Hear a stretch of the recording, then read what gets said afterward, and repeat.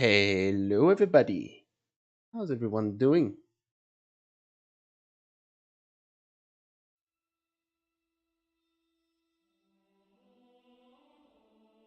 We are back with some more Pathfinder Wrath of the Righteous. Welcome, welcome. So, first things first, I must disclose a few things. First one, I played the tutorial again right after stream. I can't help it. I'm enjoying this game so much. I played through the whole thing. That time as a paladin, I enjoyed playing it as a paladin a lot more than playing as a Crusader cleric. So we're going to be doing a paladin playthrough. I made sure to take the same choices. Only one slight little difference is that I was able to, by using a special good action that you can do as a paladin, you can what do you call it? You can upgrade the sword, the Radiance sword, instantly from Masterwork Code Iron to a +1. But outside of that, I only shaved off, I think, 2 hours because I skipped all the dialogue and just made sure to take the same choices.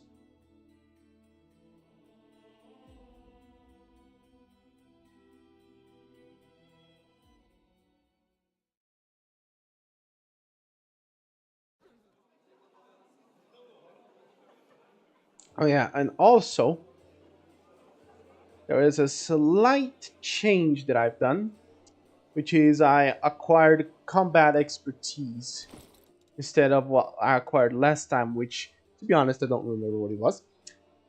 But that doesn't really matter. What matters is we now have combat expertise along with the dodge feat, which means that on our next level, no, not yet, but after we reach level 5 in Paladin, we will be able to get. Oh yeah, I also drank a potion of Arkskin. We will be able to obtain a prestige class into Student of War, which is the reason why, as you can see, I have a 16 intelligence. That would be the reason.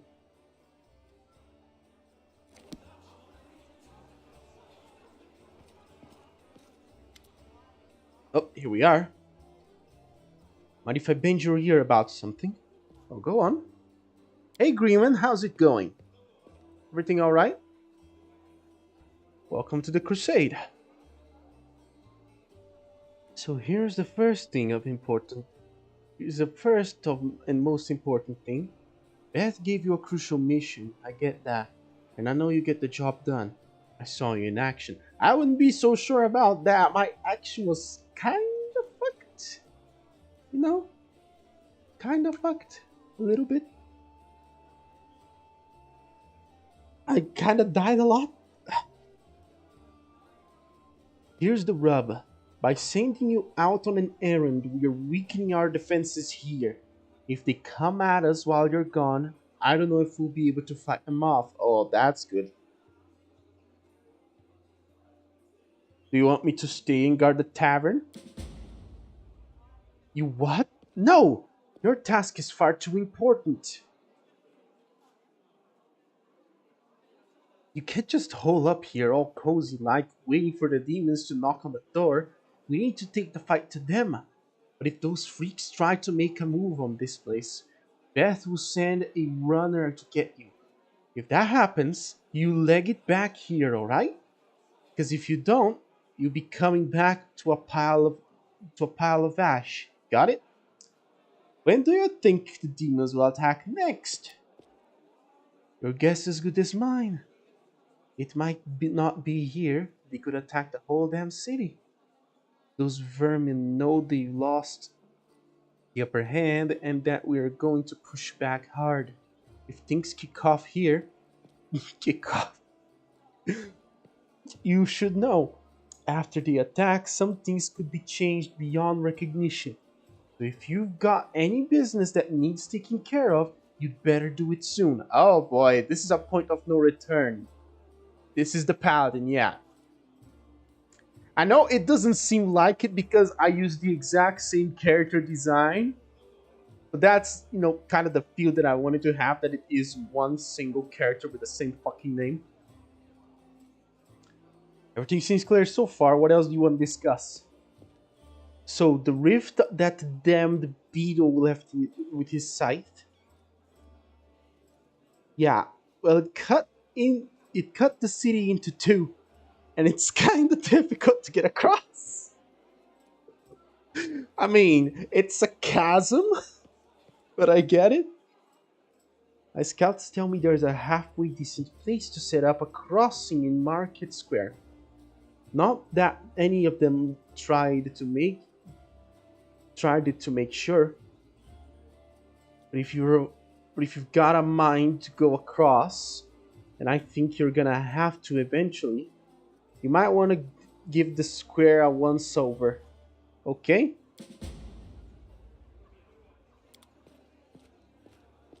So, companion quest. Errands. So these are the completed ones. Trapped in Darkness. Wardstone Legacy.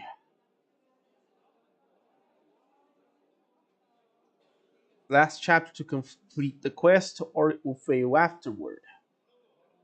Clear a path to the surface for Horgus, and have to talk to him. Yorvet does not have the numbers to force the demons out of the tower. She prefers to confine her actions to scouting and information gathering for now. I fail this if I just storm the tower, don't I? Burning City. Find the storyteller and talk to Totem. Find the secret entrance to the Grey Garrison. Common cause. Gather allies for the attack on the Grey Garrison. A stay of execution. Who knows when the demons will deal the final blow to the defender's heart? Next wave of attack could have unexpected consequences, not only for the Crusaders barricaded in the tavern, but for their city at large. Okay. Well. Hey, Carmelia. Tell me about yourself. Want more about me than you already do? What? Why? I talk to spirits of this tormented land, and they guide me in battle. I'll help you fight demons, and I swear that you can rely on me in this matter. Isn't that sufficient? Where did you learn to wield a rapier? I had good teachers, although they don't get all the credit. I am a most diligent student, blah blah blah blah. But yeah, this is the paladin. I can't access it right now, unfortunately, because the amulet's quite unusual. Where'd you get it? Ah, my little trinket. It's so nice of you to notice. But I assure you, this amulet is nothing but a bauble. Can a lady not be drawn to beautiful, useless things? Not when it's you. You're much more relaxed during combat. Your battle cries are uninhibited. So you've noticed? To be honest, I find it embarrassing. You see, being a shaman means having spirits of battle as my ever-present companions. In the heat of combat, they become rather vocal. Anyway, as much as I enjoy our delightful conversations, the spirits are calling me and I must respond. Please excuse me. Dick, your speech tells me you are of noble birth.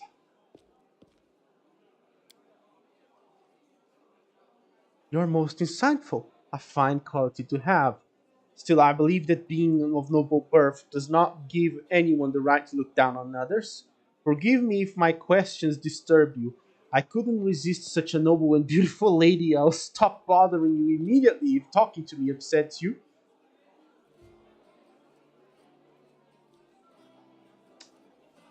Okay, so here's the thing. I agree with both 1 and 3,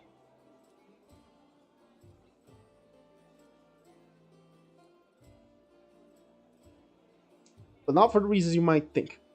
Number 3 is true. No one is born equal. We are all treated fair, but nobody is born equal. But even if you're born at an upper echelon of society based on the competence hierarchy or whatever other hierarchy there is in a specific society, that doesn't mean that you should look down on anybody else.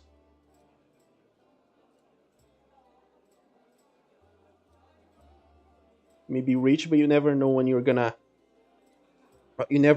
go bankrupt. You may be beautiful or handsome, but eventually you're gonna grow old and that's gonna go away. Yeah, well, I know that the choice for 2 goes to romance. Well, let's go for 1. Is that so? Well, thank you for sharing your opinion with me. Yeah, she's not gonna give a shit. Alright, so Hergesquem.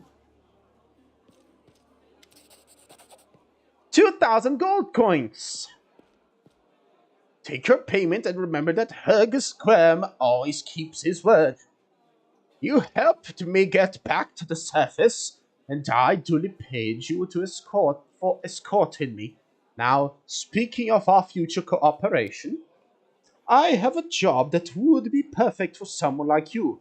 Naturally, I'll pay generously for your services. What do you mean, a job for someone like me? For an adventurer ready to sell the sofa booze and then lie down drunk in the gutter? Or do you think you're somehow different? A traveling knight, perhaps? Noble of heart, but without a coin to your name? You seem reliable enough ally, and you did get me out of those mongrel caves. So why should I care what you do with my money once you've got it? Hergus seems like one of those people who think the entire world owes them something. However, you hear notes of hysteria beneath his smug arrogance. It's as though he's really quite nervous, but taking great pains to conceal it. Noble birth doesn't give you the right to behave badly. I would ask that you refrain from such statements in the future. Oh, really? How impudent! No one dares tell Hergus Squirm how to address the rabble. So, what does the job involve? You should be my bodyguard. You shall be my bodyguard. You see, I have good reason to return to my mansion here in Kenabres. I still have. Well, it doesn't matter. It's none of your business. My mansion is a breathtaking building with a large garden in the wealthy part of the city. Even before the demons attacked, every thief and fraudster in the city had tried to get inside one way or another. I shudder to imagine the state it's in now. I have little hope that my guards were able to hold the mansion during the attack, and I expect that the servants fled when they saw the demons. Only Abaddon knows what's happened there since. Therefore, I would ask that you meet me at my mansion, guard me there until I complete my business. I already asked the local paladins for help, but they've no desire to set foot outside this tavern. Them cowards and traitors, that's what they are. Also, please do take Camellia with you. I trust that girl more than the rest of your gang. She's of noble birth, after all. What kind of reward are we talking about? 1,000 gold coins. Make it 2,000. Deal. Deal. Marvelous, most excellent. I'll proceed to my mansion at once and wait you there. Meanwhile, you needn't worry. I know the city like the back of my hand. But do hurry, unless you want me to lower your reward. Yeah, Hergus, Burgus, Mergus. Hey, you, tavern owner, aren't you? What will it be? Strange figure towers over the bar. Oh my, towering over the bar. Oh, that's interesting. A huge, ungainly man with skin so milky white that his blue veins are visible even from a distance. His bald head is equal parts lumpy and pitted, and blood filled eyes stared impassively out at you from beneath his pale brow. The glass in the albino's large, clumsy hands looks dangerously delicate, as if one twitch of those calloused fingers would be enough to crush it. A gold medallion engraved with a tankard gleams around his neck. What'll it be? Hmm. The medallion you're wearing, that's a sacred symbol, isn't it? Are you a cleric of Caden Kalian? I'm a tavern keeper, best in the city, best there's ever been. And I pray to the best god there is. Oh, we are comparing gods now. My god has a bigger dick than your god, as George Carlin once said. Who are you? Genmo hikes, Genmu hawks, vampire. Well, that's simple enough. Are you really a vampire? No, How did you end up in the Crusader City? how did anyone end up here? How did you? Damn. The huge hand the tavern keeper gestures to the ragtag group assembled in the room. World is big, but still there isn't a place for everyone. People who no longer have a life anywhere else, they end up here. Any news? Demons are everywhere, and you showed up. Are there any places in the city worth visiting? If you mean places that normal people usually stay well away from, there are plenty, like the Pitaxian wine cellar. It once belonged to a Pitaxian trading house. The then King Eroveti came to power in Pitax, and property started changing hands. Soon after the cellar's shop assistant was found in a ditch. Not all of him, mind, just his head. Marian gangsters had taken possession of the place. They wanted to sell something stronger than wine on the street, and they ended up on the gallows. Then King Roveti's number was up. So now, the store stands empty and unclaimed. People say that a headless ghost wanders the place at night, molding ghoulishly. Huh! Well, that's nice. I mean, I guess I shouldn't be surprised. I don't know if the module of Wrath of the Righteous has this, but it's interesting that they tied some of the happenings of Pathfinder Kingmaker, where, spoilers, he will eventually kill King Iroveti.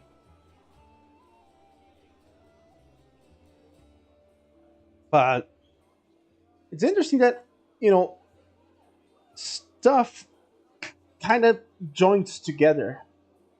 Numeria, a nice rising power poised to unite its neighbors under its banner. Today, Numeria has fallen into decay. Your savagery and science exist side by side. Amid the wreckage of a crashed starship from a distant world, technomancers from across Golarion flock to research and exploit technological wonders found within the otherworldly ruins. Meanwhile, tribes of primitive barbarians cling to age-old tradition and skew technology in favor of their own raw skill and martial prowess. This is a nation where, under the auspices of technological advancement, and the betterment of civilization. A select few rule a subjugated nation as despots and tyrants, placing their own power and continued reign above the well-being of their citizens. Well, isn't that nice? Show me what you got. Well, actually, as you're not one for talking. Okay, that answers my suspicion really fucking well. Oh god, gloves of the neophyte.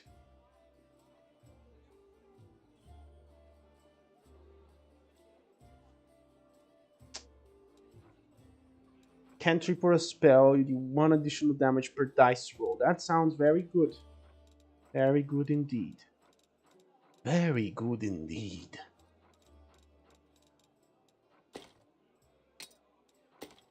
Now, you wouldn't mind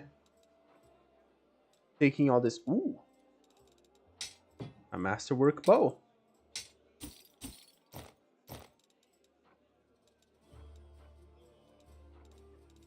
In exchange for those gloves, would you? Bag of holding. Carry an additional 100 pounds. Yeah. You know what? Screw that. I don't need it. What I will need is 2 of these. And 1 of these.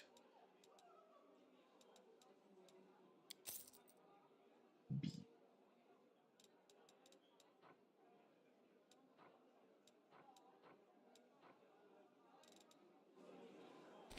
Alright, Lan. Or Lan. I always say Lan, but the name is Lan.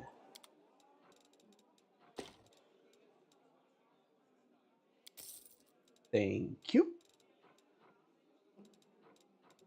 Now the question is, should I buy the gloves? What the fuck is this? Dark Veil. Once a day, you may use this item to grant your party total concealment against ranged attacks for 1 minute. Dark Omen. The wearer of this ring has the ability to cast spells spontaneously. It grants them the ability to cast the following spells: Ray of Enfeeblement, Scare, Ray of Exhaustion, Fear, and Rays of Fatigue. To cast a spell, the wearer still needs to have a spell slot of the spell level. Oh boy, oh boy, oh boy, oh boy. We have some magic items in here. The really good ones. Really fucking good ones, I might add. Does he have the fucking... No, he doesn't. Icy pastry. To cooking a tasty dish. Oh. Pardon me, sir. I'm taking that. And I am using it.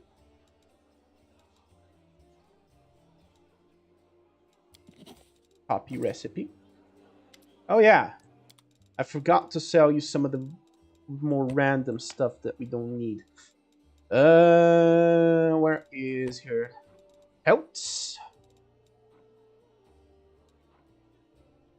And agate? Or agate. There we go. So, where is Yernog? I don't know who the fuck that is.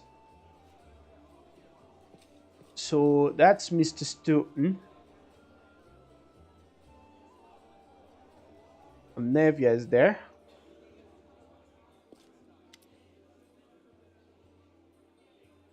It's you. Good work back there in the Grey Garrison. Name's Stoughton Van. I've heard rumors. If you've heard rumors about me, just so you know, everything people say about me, it's true.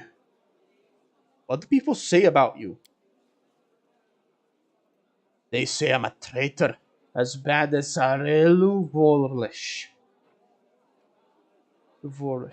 Few names arouse as much rage among crusaders as that.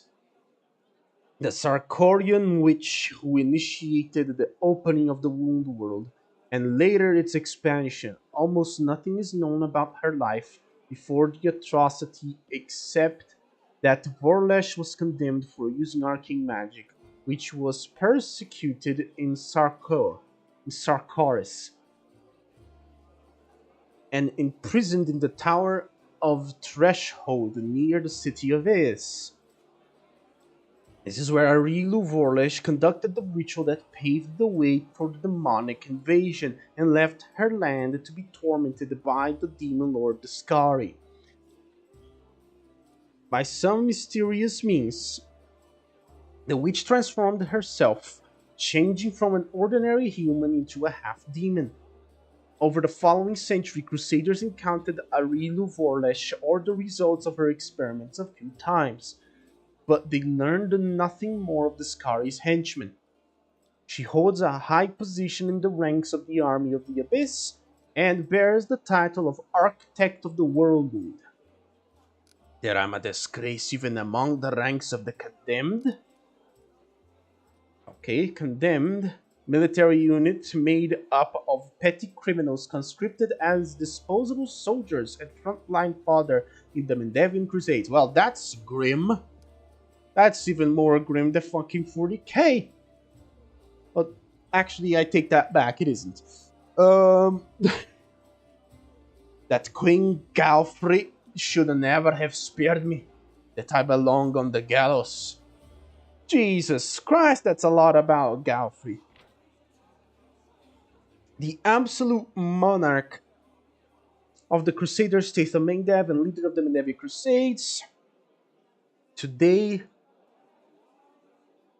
the name of the Crusader King Queen is known throughout the Inner Sea region. It's easy to forget that Galfrey did not start her rule in Mendev as a paladin of Yomede, but rather of Aroden.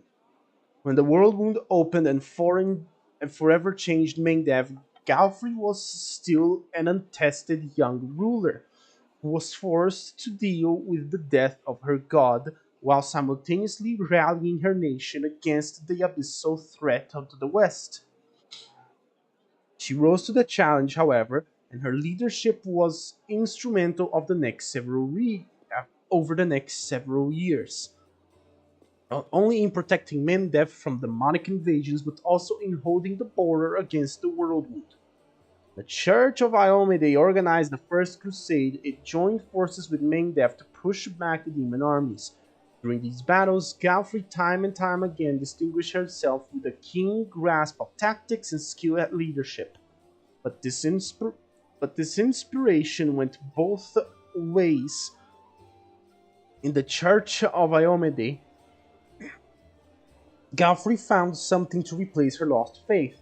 By the time the First Crusade ended, with the apparent defeat of the demon armies, Galfrey had converted and become a worshipper of Iomede, and had completely retrained herself as one of the Inheritor's most devout paladins.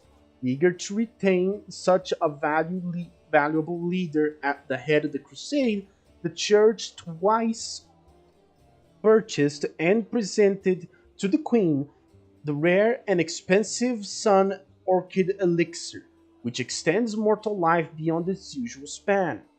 Thanks to this boon, the queen has lived and led the crusades for more than a century. You see why I said you unintentionally made this your game? Yeah, I can see that. I didn't know about this. Why do they hate you so much? You really don't know? I'm the reason why the Crusade forces are holed up in the fortress on the edge of the Worldbund.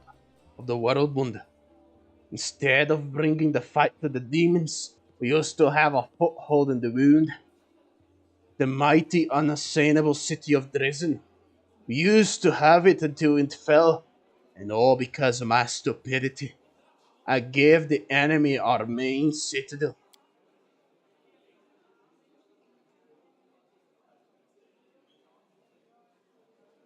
I was tried. They wanted to execute me, and rightly so, but the queen intervened. She said that I should live and fight in order to undo what I had done. So that's how I live, decade after decade, fighting in the condemned. As you can see, I fixed nothing, and I've earned no one's forgiveness. Are you going to spit on my face too? It wouldn't surprise me. Who knows what I would have done in your shoes? You'll keep living and fighting with no hope of anything better, because that's what the Queen ordered you to do. There is honor in that. Oh, yes, you may be right. But you know, even stone and iron get worn down over time. I know what it means to live a regimented life, but I cannot rely on my discipline alone forever. I pray to Torag, though he does not listen, that my body breaks before my conscience does. The whole city fell because of you? How is that possible? What do you mean, who? If you don't trust the word of the condemned, go ask somebody else. My little brother, Joran. And if you... Like my little brother, Joran. And if you still don't believe it, what is it? What's it to me? But if you're about to ask me to recount the story of my disgrace for the thousandth time, don't. You don't have any friends? I couldn't have survived this long if I were completely alone. Joran, my little brother, he keeps me going. He's never abandoned me. Everyone else shies away from me like they might catch what I've got. Even fighters in the condemned console themselves by thinking, I got stripped of my rank, but at least I'm not stoned. Commander Terabed seems to be the only person in the whole army who remembers that I'm a soldier and not a drudge. She has no qualms about taking me into battle. She's had some mud flung at her in the past, or so I heard. That's why she tries to keep an open mind about people. It's no surprise that she, the only one to hold on to her sense of reason in this farce. So many years in the condemned. Surely you've paid your penance by now? That's not up to me to decide. My life is in the Queen's hands. The condemned isn't the worst part. All these years, I have prayed to Torag for forgiveness. Countless times I've gone to his priests. Countless times I kneel before the altar.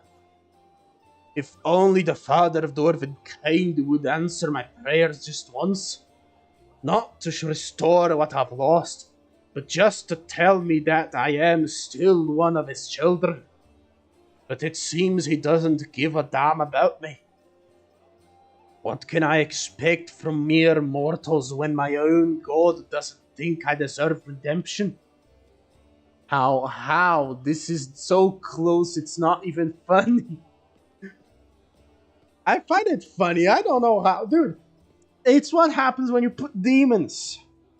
That's how demons play out. Tell me about the storyteller, buddy. The storyteller? A strange old fellow, that one. He used to sit with me for hours asking about all sorts of things. He never offered judgment or comfort. He just listened. At first, I wanted him and his questions as far away from me as possible, but later I realized that talking to him did ease my burden a little. I hope he's alive and well. He's completely blind and feeble too, so if he is alone in the city, well, you probably know what that means. I do know one place he might be. Look for him in the Blackwing. It's a library here. I'll show you where it is on the map. I don't know what use the library is to a blind elf, but he loved the place. He would sit there day and night.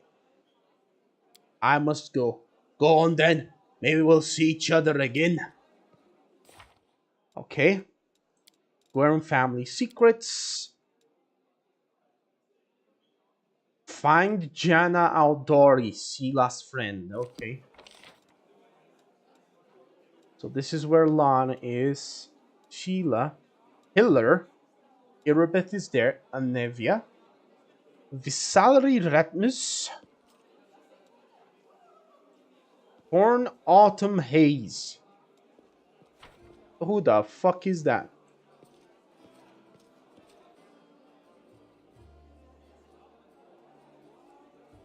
Okay, Anevia. Let me talk to you for a second. Anevia, in her muted colors, blends almost perfectly into the background. She appears relaxed, but her seemingly focused eyes are taking in everything around her, tracking and filtering potential threats. The only the only tell is the way she drums her fingers on her hip near her weapon sheath. She shows no sign of her injuries and confidently leans on her previous broken leg.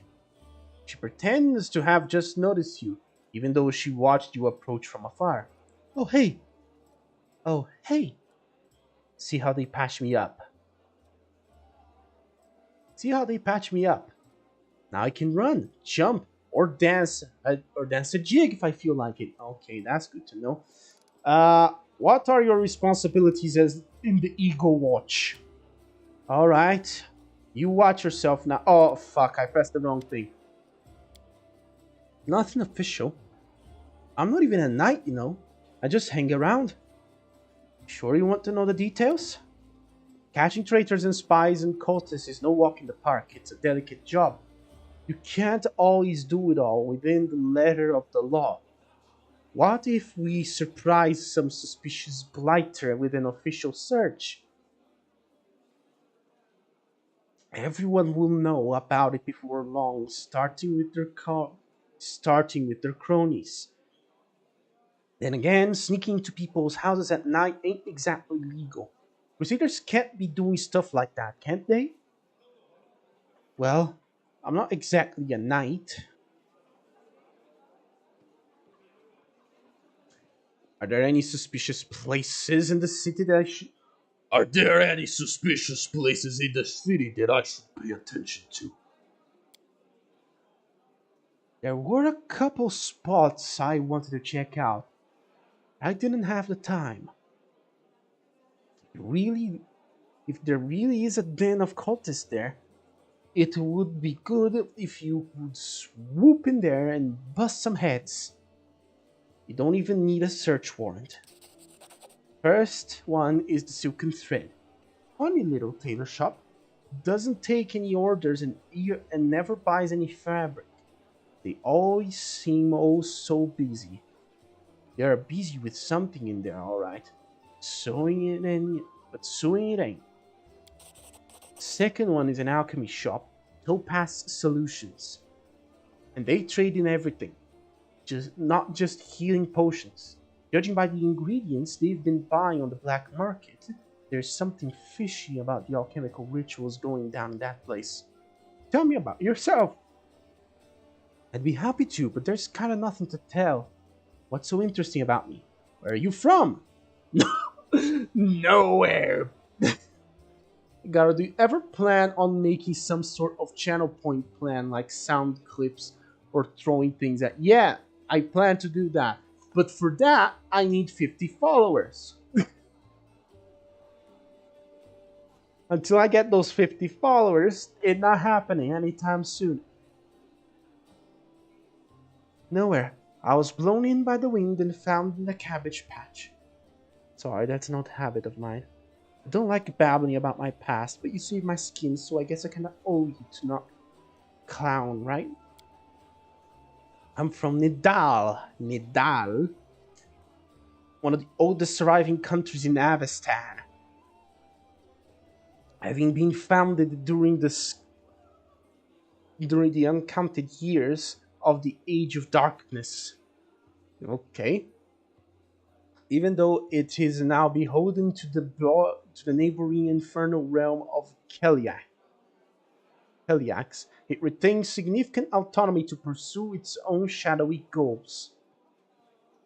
And I wouldn't wish my homeland on my worst enemy. You've heard of the place, I'm sure.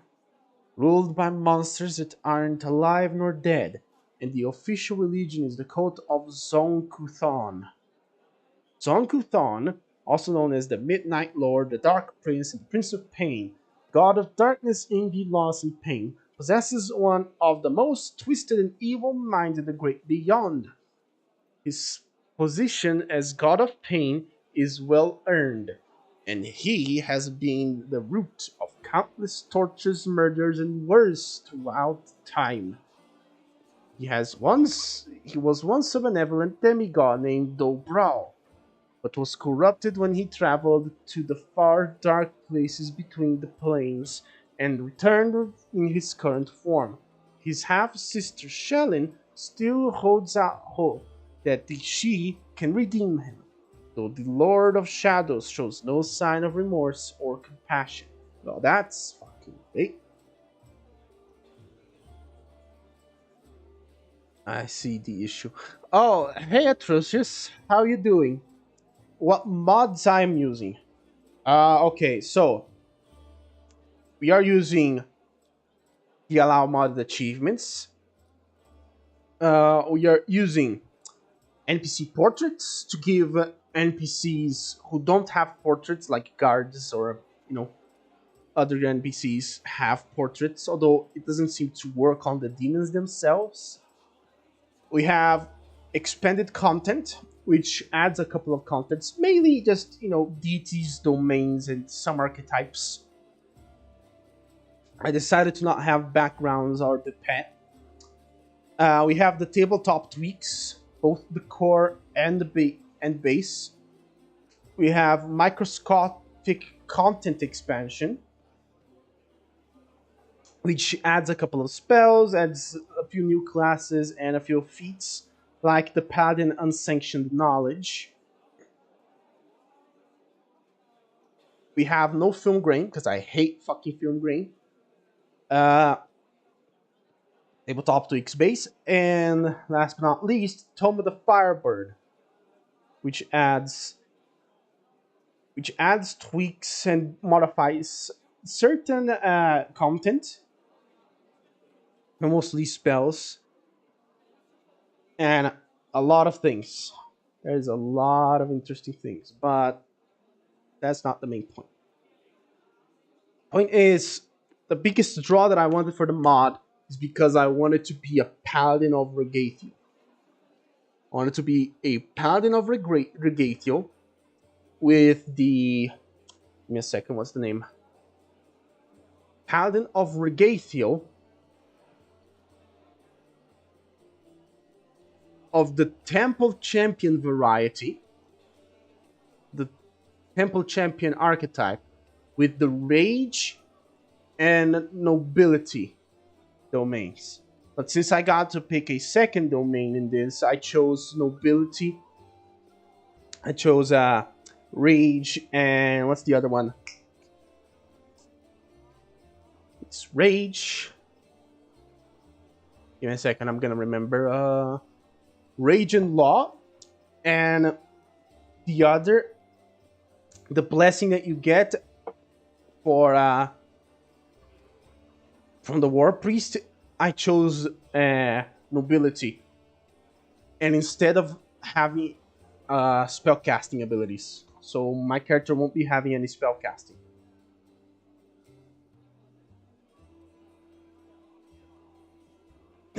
Okay. I grew up in a slum, like a weed between the cobblestones. Didn't have a dad, but had lots of aunts and uncles. My mom's cronies. Oh, that's great. No prize for guessing the kind of business she was involved in. They gave me a set of lockpicks as soon as I could hold a spoon, and while other kids were picking their noses, I was picking pockets. When I was 12, the monks of the Silent Shroud came for us. Creepy guys with their mouths sewn shut. They are the guards of Nisroch. Mom gave me to her friends, and we hid in a secret temple of Desna. I never saw my mom again. Well, that's grim.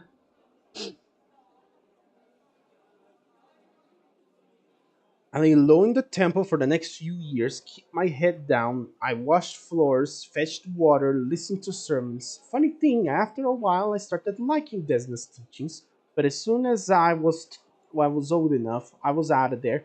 I left Nidal and got as far away as I could. Smart choice. Quite a ragtag. Quite a ragtag we got here. From nobles to street thieves. You got that right. Only the best for you. What do you think? What do you do if the knights and nobles fail to save the world? Lone lives are our only hope. How'd you meet Irabeth? I was bumming around and I was bumming around the time a while back, doing this and that. Desmond Temple sometimes give me odd jobs. You know, sometimes they need people with skills like mine. On the surface, I was fine, I guess. After Nedao, the freedom of the River Kingdoms should have seemed like heaven, my chance to sit back and enjoy life. But I wasn't happy. There just wasn't any joy in my life. I was all alone. No one cared about me, and I didn't care about anybody either. I struggled to find a reason to drag myself out of bed every morning. Tying a stone around my neck and jumping into the nearest river started looking pretty appealing. Whoa there. That's something in it. One day I was hired to follow some fellas who the local authorities suspected were Rasmiran spies. Rasmiran, the realm known as Rasmiran, was once just another turbulent, violent river kingdom, the Archduchy of Melkat, where leadership changed as often as the years flew. This ended in 4661 when the land was conquered by Rasmir. A tyrant claiming to have ascended to godhood. I was stupid. I made the rookie mistake, and they caught me. It's like my body had already decided to do what my mind had been fighting. Finally put me out of my misery. Get someone else to kill me. Since I didn't have the guts to do it myself, grabbed me, thought they got me on the spot. Instead, they hog-tied me and dragged me off. Just like an animal going to the slaughter, my only thoughts was, let's get this over with. They brought me to their stinking cave, threw me on the altar, and I realized who it was. Kuthites from Zonkathu, from Nidal. They tracked me down after all those years, but I didn't care anymore. Wouldn't even have cared if they'd eaten me or whatever. Okay. We all gotta go sometime, right? So I was lying there, staring at those knives pointed at me, when fate rolled the dice and I hit the jackpot. Irabeth. There she was, storming into the cave. Picture it. I'm lying on an altar, with all these knife-wielding maniacs around me, and suddenly Irabeth storms in. I thought it was Ayomedai herself. Fierce in her shining armor with her gleaming sword raised, she made a quick work of those scumbags, chopped them up just like that. I didn't even have time to blink. She untied me and then looked through the papers they had on the table, and she started swearing like a sailor. So much for Iomede. How did you and Irabeth end up at Kenabres? After almost becoming a human sacrifice, I knew I never wanted to leave Irabeth's side. Desna knows I fell for her instantly, and I fell hard. My misery was gone, and when Irabeth showed me what was in those papers, proof that the Cotis had a nest in her home city, Well, I offered to help without a second thought. She must have figured I couldn't wait to get my revenge on the cultists. But I didn't give a damn about them. It was her. I'd go anywhere with her, even on a crusade or into the jaws of a dragon. But I took to life in Kenabres like a duck to water. I used to be an outcast wherever I went. But half of the crusades are the same. After all, who'd volunteer to tangle with demons at the edge of the abyss? You gotta be either a goody two shoes with too much honor and free time, or a misfit with no life out in the normal world with normal people. People come here to run away from their depths, their past, from themselves. So I fit right in. Hey, what's it like living with Irabeth? It's like living. Without her, I wouldn't be. Seriously, if I were alone, I'd definitely be gone by now. Sure, sometimes we argue, can't deny that. Sometimes we bang our fists on the table and yell so loud that the walls shake, but that's all about the order business. But at home, well, I'll give an example. I kinda always wanted to move out of that broom closet we call a house and into somewhere cozier. It ain't like they take a vow of poverty at the Eagle Watch.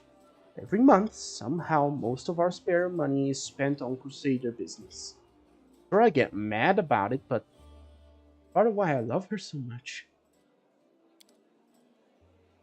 No, Irabeth has that thing that matters most for a person, a purpose in life. Exactly. A purpose is what you need. She always got a reason for whatever she's doing. Her whole life is a crusade. And I just drifted around like a leaf in the wind until Desna brought us together. Now she's the meaning of my life. So it really makes no difference if we live in a mansion or under a bush. Oh yeah, Dazzler is the great dreamer. Lady Luck, Mother Moon, Luck Stars and Travelers. Well, that's weird. Why are you not thanking a god of love for this, like Shelley or something? Who the fuck is this Kiaido over here? Believe that help is already on the way. Okay. Mr. Visali Rathimus. Who is that boy with you? Who are you? Rector of the local temple of Abadar. Temple is gone, and if we snooze here, the city will be lost as well. What about the boy? Kiado the shepherd, my apprentice. He's a smart boy and his faith is strong. He serves Eristil, though, but there is still something he can learn from an old servant of Abadar. He will be a great cleric when he gets a little older. What kind of help can I expect from you? First, I saw scrolls. I have a lot of them, something for every emergency. Second, while you're here in the tavern, I can read one for you. Guaranteed no surprises. But you'd better not go into the city without a cleric. I won't be going there myself. I'm too old and my powers are needed here. Show me your scrolls. You have diamond dust? I'm waking up. Diamond dust. I watch my and I slap my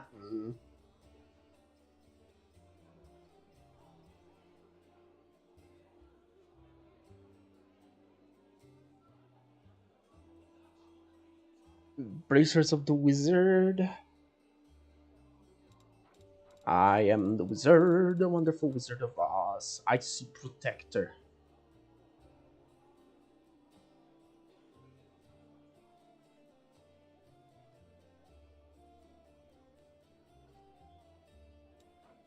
Guardian of Life.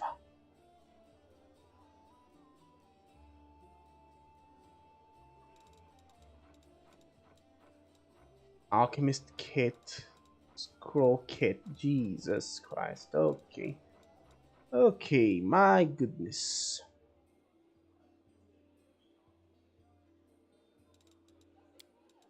Type in ascending order. Extend meta magic.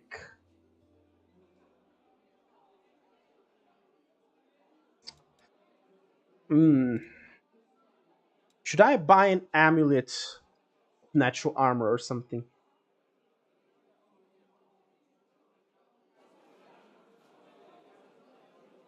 Oh, hey Lan, how you doing? Here for the chat. Been waiting for you. I've been waiting for you to come and see what strange beasts you've taken into your party. Tell me about your people. What's it like living in the caves? Imagine that in the entire world there is only a few hundred like you. There is not an inch of fertile ground anywhere, nowhere to grow grain for bread or cotton or linen for cloth. Your neighbors are beasts who want to eat you, or parasites who want to infect you with their larvae and then eat you. And it's not that bad because you can try and eat most of the things that are trying to eat you. Sometimes at the risk of getting poisoned, sometimes with almost no risk at all. In the worst years, there is not a single living thing anywhere to be found, predator or prey. That's when you eat mushroom soup. I'd say 3 times a day, but there was barely enough for once every 3 days. The life underground has its upsides, pun intended. There is no risk of losing the roof over your head. There's no bad weather, not counting the earthquakes, of course. You really descendants of the first crusaders? More like demon spawn, aren't we? Sad but true. Without the demons, there would be no mongrels. It's the magic of the world wound that infected our ancestors and made their children the way we are. Like most in our tribe, Chief Soul fancies himself a descendant of the underground crusaders, the ones our heroic ancestors left to guard the caves. I don't know if it's true or not. That angel came to our caves for a reason. Maybe he remembered us? Those were evil and dangerous times after the First Crusade. Hundreds of crusaders began having children, and the babies were born with fangs and horns and warts that covered half their face. People didn't like the new look. The Inquisitors sure didn't. So our ancestors fled persecution and made a home for themselves down there under the ground. They probably intended to find a cure for their children and hoped to return in time, but it never happened. Instead, the World Wound's terrible legacy was passed down from generation to generation. Mongol parents can only guess what their children will look like. Each of us is born with a new mutation. Many mutations are fatal. Down in the caves usually don't congratulate the family for the birth of a child until they turn at least 3. Most don't even get a name before that. There's no point. It hasn't been that long since the First Crusade. Why do you know so little about your ancestors? Our lives are much shorter than most uplanders. Up there, only a few generations passed. Up here, only a few generations passed, but many still live who remember old Sarkaris as it stood untouched by the demons. Queen Galfrid, for example. But where we live, mongrels starting getting old much earlier than humans, much faster, and with more devastating consequences. Few live past 40, and fewer still live long enough to die of old age. Hunger, disease, and monsters from deep are more effective killers than time.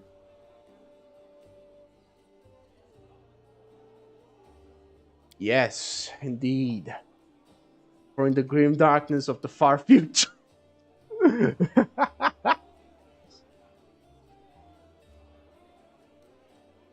Oh. So for us, the story of the First Crusade is a legend that happened generations ago. There are no living witnesses. We have a tale of the wise and great ancestors who left us to stand guard in the catacombs.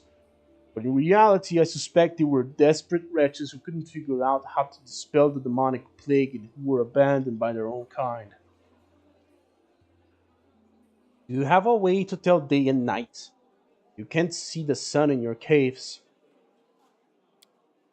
Every mongrel settlement has a big gong, which they treat like a relic. Gong keeper hits it twice a day to mark the beginning and end. But this custom doesn't keep time very precisely. Every mongrel child has snuck up to the gong to strike it at the wrong time at least once, just out of pure mischief. Nothing could keep me away from it, not even the fact that I only have 1 year. Holy shit, he has only 1 year, that's true. Which means it would take double the punishment once I was caught. So sometimes the wrong strikes get mixed in with the right ones, and the tribe can find itself jumping up to greet the morning in the middle of the night.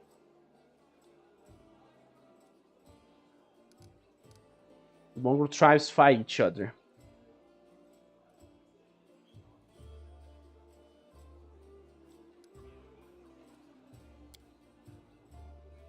There were some skirmishes, and I've been forced to kill my kinfolk before too.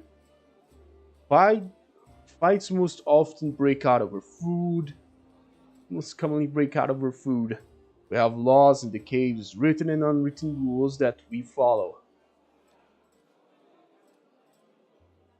We respect one another's right to live, but hunger can push a person over the edge. I'm starting to see that, Greenman, that the Mongols are utterly grim. I've never, you can count on that, stolen someone else's kill. But I can understand those of my kin who tried. To hear your kids begging for food and not be able to feed them is terrifying. You're the only one. You're the only member of the Nelthal tribe if you call your people mongrels. Why is that?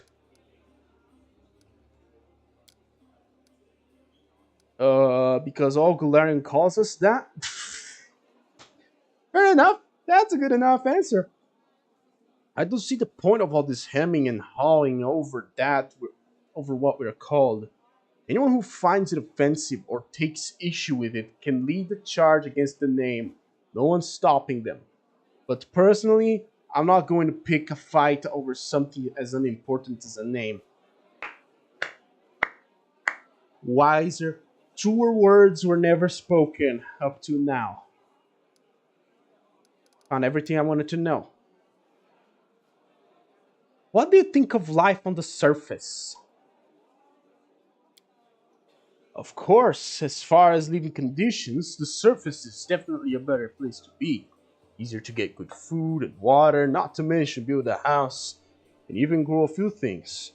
In other well established settlements, you don't have to deal with anything scarier than rats or maybe foxes stealing chickens.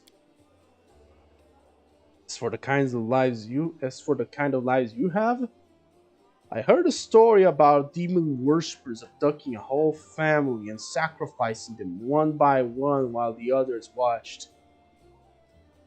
But there were some brave crusader knights nearby and they killed the villains and saved everyone. And I heard another story.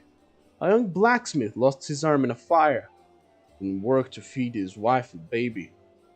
Tried their best, but they tried their best and lived from hand to mouth. But they were still destitute. In the end, the desperate blacksmith robbed the traveler one night on the road. But there were some brave crusader knights nearby. They caught the robber and threw him in prison. Not long after, his wife smothered her baby and hanged herself. Jesus! Up here, the same person can proudly say he's protecting the innocent from demons, and then look the other way while the same innocent starves just because they were born into a poor family. Queen Galfrey prolongs her life with sun orchid elixirs that cost enough to feed an entire city. Back in our caves, everyone is equally poor, and if one person starves, the whole tribe starves. We don't abandon our own in times of trouble. That's the power of a tribe. The laws of the surface are made so that some get everything and others get nothing. I might just be a naive fool from the caves, but I don't understand how it's possible to have so much more and share so much less. Anyway, look who I'm talking to. You must know life on the surface much better than I do.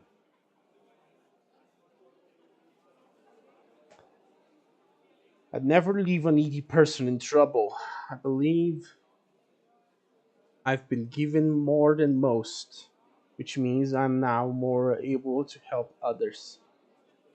We are in a struggle for our very survival against the abyss. There is no time to upend the society in a quest for fairness. Well,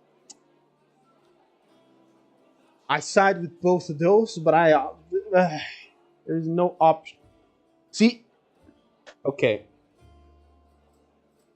so this, I'm gonna grab some water, and while I say this, with this dialogue scene over here, this proves a point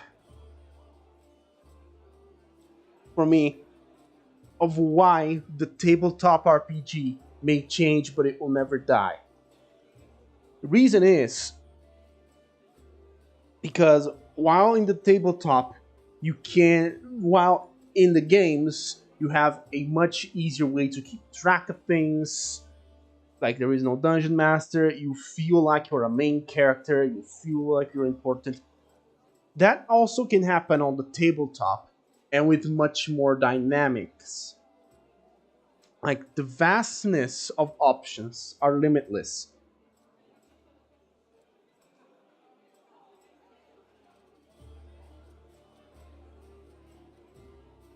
So while I think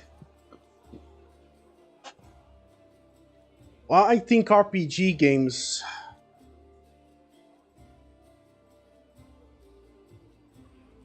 while I think RPG video games are great at what they do in providing story and options, they will never reach the point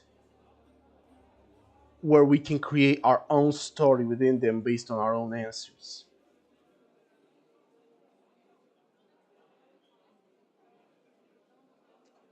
At least we will never reach that point in my lifetime.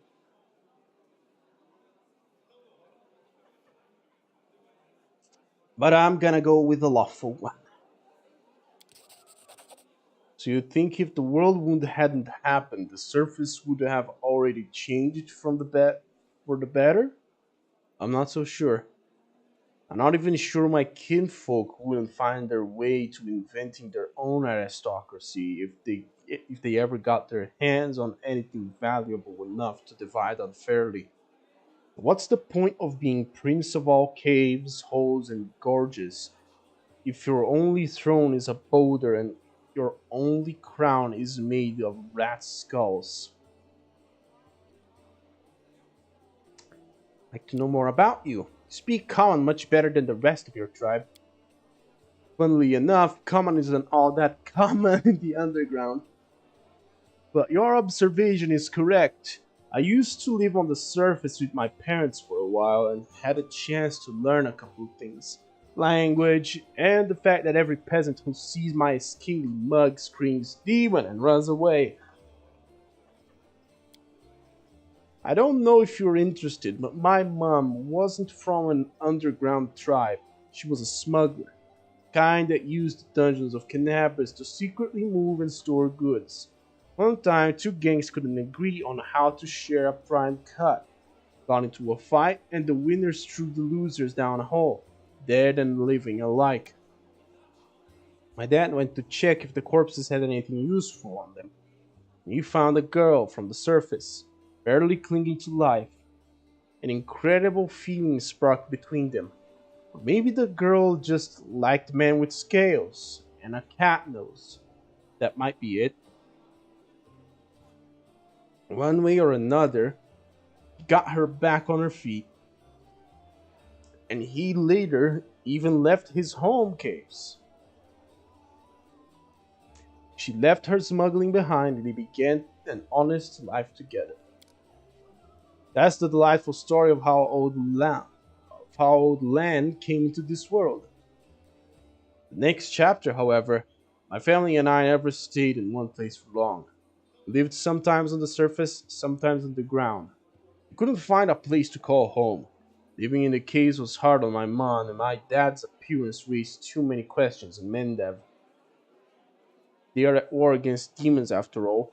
In the end, my parents decided to stop making each other miserable and separated. My father and I returned to our tribe. I think the peasants I think the peasants screaming demon had something to do with it.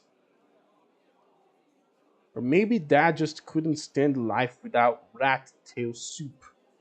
I wouldn't rule out that possibility.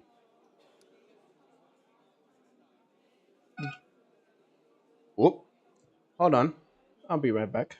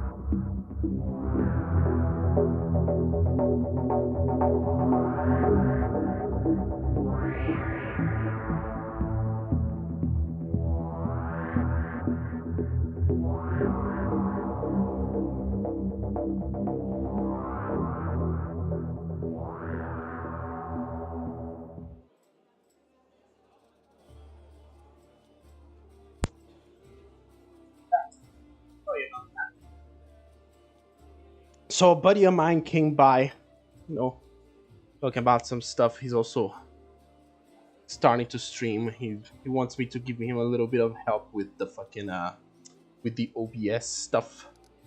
I told him I'd go and help him out. Anyway, where was I? Okay, asking about the mongrels. These four unfortunate motherfuckers. Did you come with me so you could see the surface again? No, that wasn't it. I just don't have much patience for certain types of creatures. Demons, I mean. If they want to destroy Kenabres, I'll be on the side of the people they're attacking. Lan, you're my companion, and companions should trust each other. I'm counting on you to give me honest answers, not excuses. I guess you're right. Shouldn't have been so evasive. It's just that some things are hard to talk about. My family, for example. At birth, hell take me, turned out to be a great misfortune for my parents.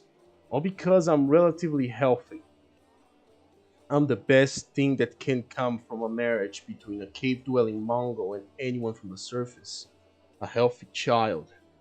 With the right number of hands and feet. No apparent defects, no missing organs or other problems. They saw hope in me, so risked having more children. They thought it would somehow be alright. I could have had four brothers. First was born 2 years after me, and died 3 years later. Didn't have a nose. nothing even remotely resembling one. He could only breathe through his mouth. Mom and Dad were afraid to take their eyes off him, for fear he'd choke and suffocate on something. But in the end, it was his weak heart that killed him. And then there was another pregnancy and birth. I pretended I was sleeping, but snuck out of my bedroom and listened under the door. All those hours. It was very strange, but I never heard the newborn screaming. Mom moaning, yeah, yes. The priestess praying. Then I dared to open the door a little and looked inside. After all this, I'd like to remind you to check Lan's alignment. He is lawful neutral, isn't he?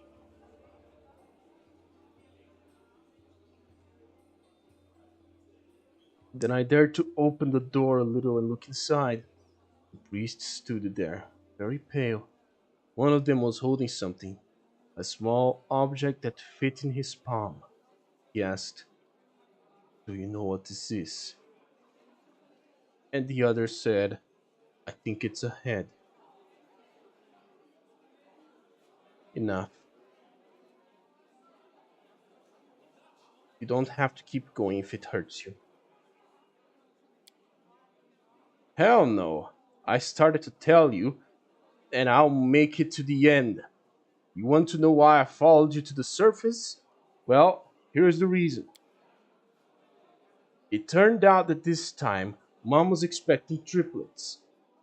First of the babies was born in pieces. The other two and the two others didn't live long enough to draw their first breath. About 3 weeks later, my father took me to the caves. Didn't want to leave. I could see it in his face. But I think my mom and he decided it together.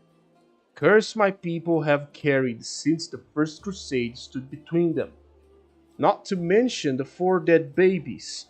And and old age was rapidly taking its toll on my father. After we returned to the cave, he only lived another 4 years. So if you're asking me why I decided to go up with you to the surface and join the Crusaders, well, the answer is I've always wanted to. Was always afraid to leave my tribe, but it always haunted me that I'd die in a world where four crusades could do nothing to stop the beasts from the abyss, and the number of victims kept growing. I want to change that, or at least try to. If changing things is too much to ask, then at least get a little revenge. The ones who are behind the world wound owe me a great debt. The lives of four brothers, all my mother's tears, my father's broken heart. It's a lot. It's so much that killing a couple demons won't do it for me. I want to do something real. And I'm ready to pay any price. Call it my personal crusade if you like. I used to think that things would be better if I'd never been born. Now I think I was born for this, to settle the score.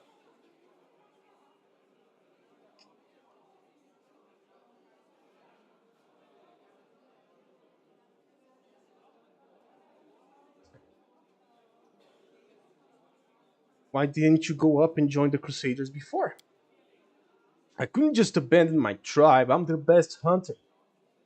They will have it much harder without me. But now that the demons have nearly destroyed Kenabres and the caves almost collapsed on our heads, sitting and waiting it out just wasn't an option anymore. Anyway, I'm more useful up here than I am down there. Plus, the chief let me go, which means my debt to the tribe has been paid. Would you like to find your mother? No, I don't want to meet her. Not because I feel any resentment. It's just that she's a half elf. She's barely got her first gray hair, and I'll be a ramshackle old man. She's buried enough children.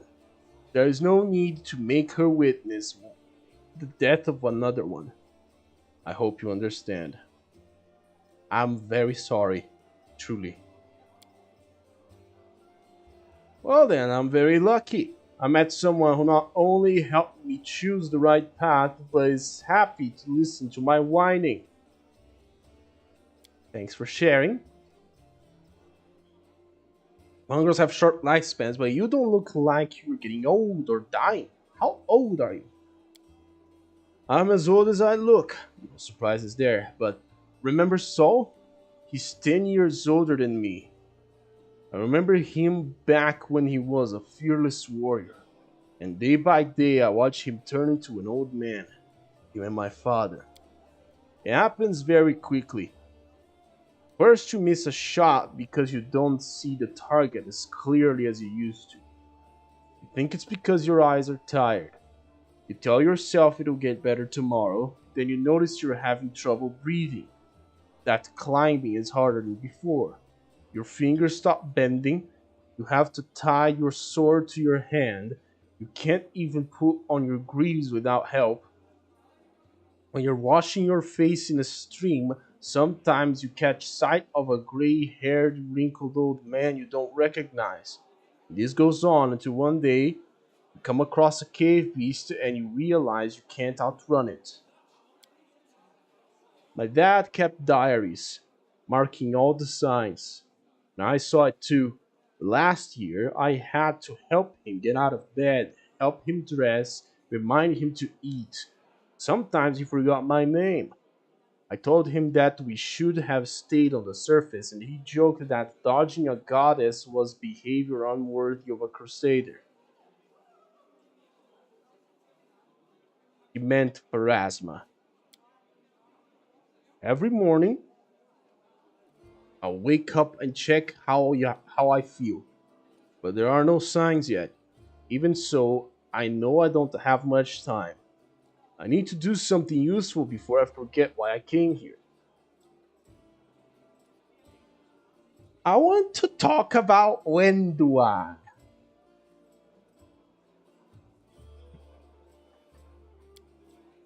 Are you sure? Alright. Were you just friends or were you more than that? Wow, you really don't pull your punches, do you? There was a time when I asked myself the same question. Wendua knew me better than anyone. She understood me better than anyone. She was my first woman, but we never loved each other. Maybe I could have grown to love her, but it always seemed like she never understood what love was. Maybe she just wasn't capable of those kinds of feelings. Well, what about your connection to her? My connection? I mean, where do I start? Grew up together, trained together. She was the chief's daughter and was groomed to be the best all her life. And then I came along. We're rivals, but we dragged each other out of tight spots too. I've always been drawn to grand heroic gestures, sometimes idiotic ones, whereas Wendu liked to roam unexplored passages, finding new caves and making maps.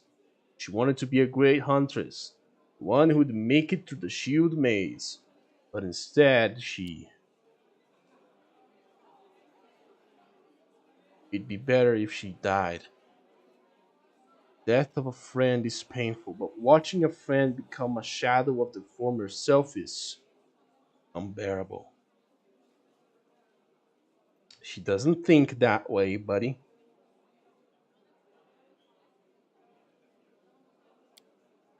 Of course.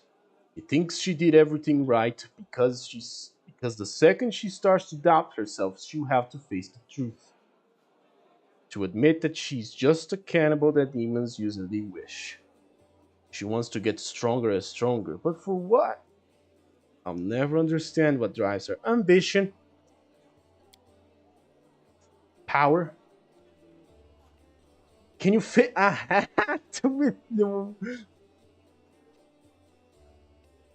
Can you wear a hat with your one horn? Sure, I can, but certain designs don't suit me too well. Okay, I found everything I wanted to know, thank you.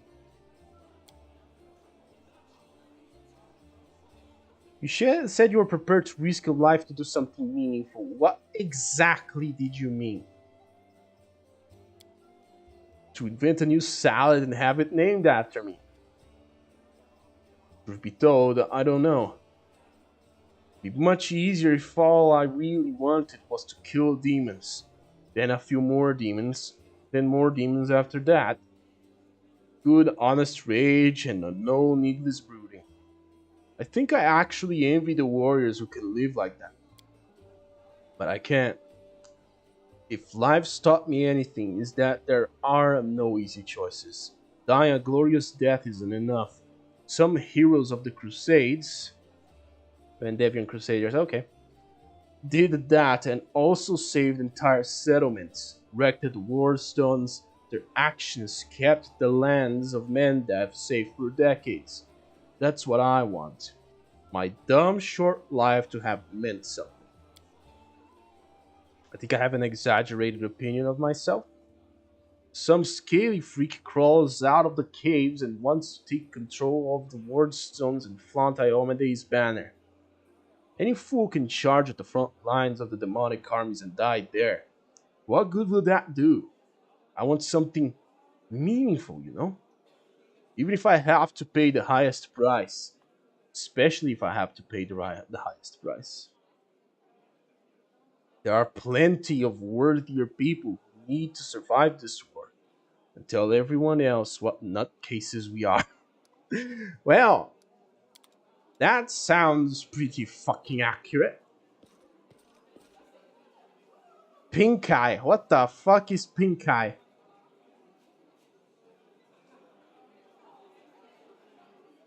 Pink eye? Just listen to this woman. Isn't that amazing how much nonsense can fit into such a small package? Indara. I hope this example clearly illustrates the difference between Chistka legionaries from the last war and the Crusaders. The perfection of form and spirit they were imbued with during creation turned them into parts of a well-balanced war machine. Not a ragtag bunch of individuals, but a united whole. Oh yeah, I forgot to check his alignment. Oh, hold on.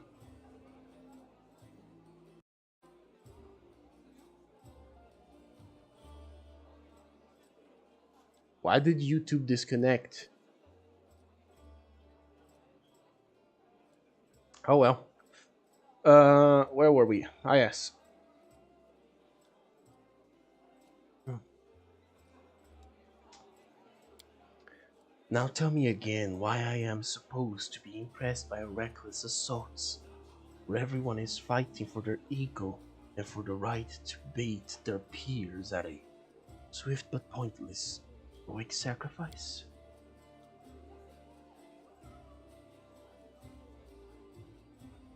It looks like we got ourselves into warfare.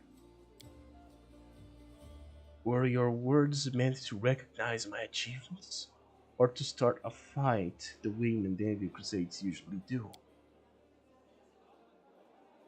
If those gists of yours or whatever had come for us, we'd have their guts for garters. You think we've never fought a mighty adversary before? I would love to see you storm a 6 foot tall walking castle shaped like a gigantic 60-foot tall walking castle shaped like a gigantic elephant that carries siege fortifications on its back. Now have you known these fortifications were defended by Gisticon, beast craftsmen armed with demon-bound war machines. They use the enemies you cannot defeat as mindless weapons. You should not argue with someone who happens to be the most authoritative researcher on the history of warfare 3,000 years before the foundation of Absalon. The lecture is over. Do my esteemed listeners have any questions? What's this last war? Last war of Gistica, of course. Large scale conflict that took place 3,000 years before the foundation of Absalom. It was a war against the Osirian pharaoh of forgotten plagues. A war that ended the legendary Gistica Imperium. An epic struggle that became the most vibrant page in military history. Alas, all conflicts that followed were but the pale shadow, including the one I am witnessing here.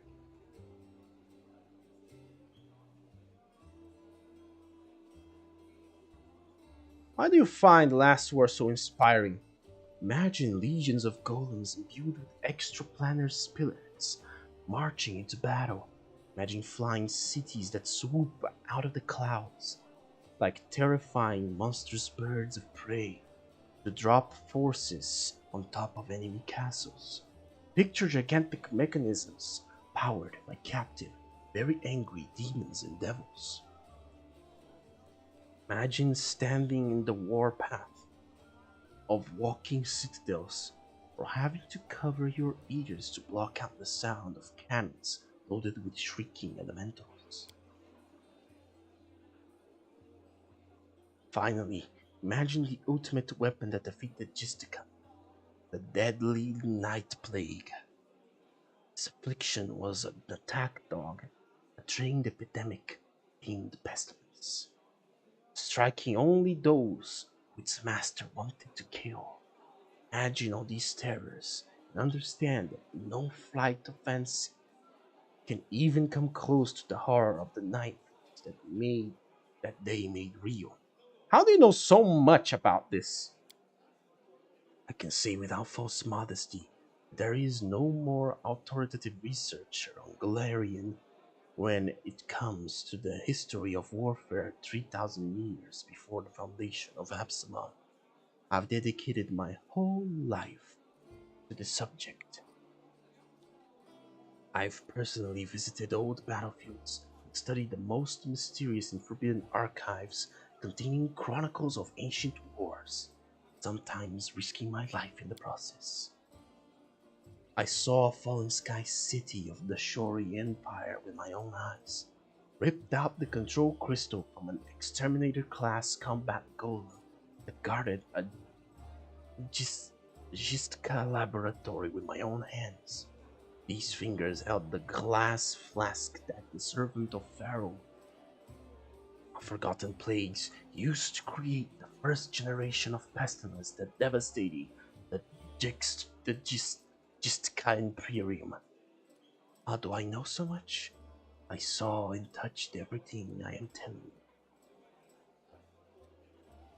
Who are you? Indara from Garund. I admit I am mildly offended by the fact that my name is entirely unfamiliar to you. But I'm willing to accept that this is due to Avistan's isolation from the sophisticated culture of the world at large. Wow! Talk about being a dick! Come a long way to be here. I think I like to think of myself as an inhabitant of Galarian, and I don't narrowly identify with any country in particular. Why do you come here? To witness a legendary war, conflict between denizens of plain famous for its love of violence, and the crusaders from every continent, united by the common goal of defending their home. An epic struggle of colossal proportions. Hasn't been particularly epic so far, truth be told. Maybe she just can't see it from here. The view will get the view will get way more epic if she stops hiding among us and takes a walk outside. The woman smirks contemptuously.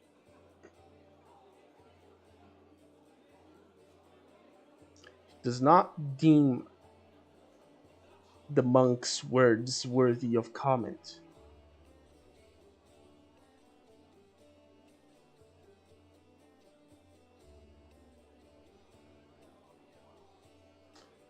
I disagree. The Crusaders are doing a commendable job at resisting the demons.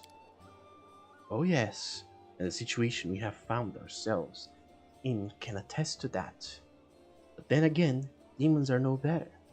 Their preferred strategy also involves brute strength, mindless assault, and unfounded confidence in their superiority.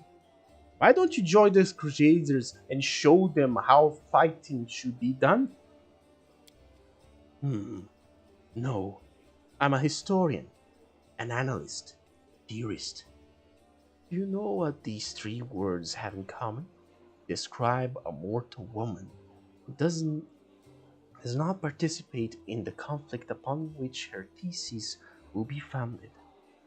But then again, I will hardly be able to describe this mess as anything other than a feeble likeness of the last war of Gistica. The more dangerous the upcoming scuffle, the more motivated we are to find clever and pretty words to justify not actually doing the fighting. You are wrong to treat Crusaders with such disdain. Allow me to explain. A debate? Oh, I will be happy to prove that the current conflict can't hold a candle to the last war of Gistica. Very well. Last war was waged using a significantly greater number of troops. Both sides relatively relied on reinforcements from allied planes, and their strategic planning was perfected through no fewer than 7 rounds of intensive design. None of the above applies to this war of yours.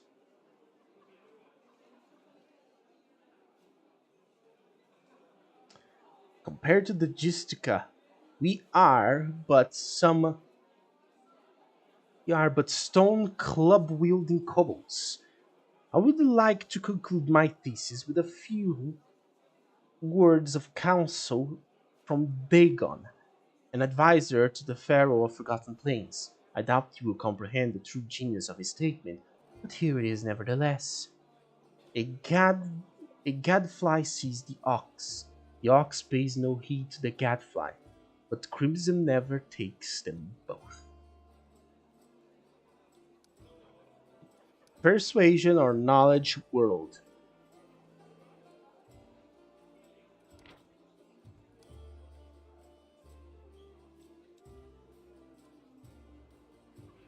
I don't believe I have knowledge world.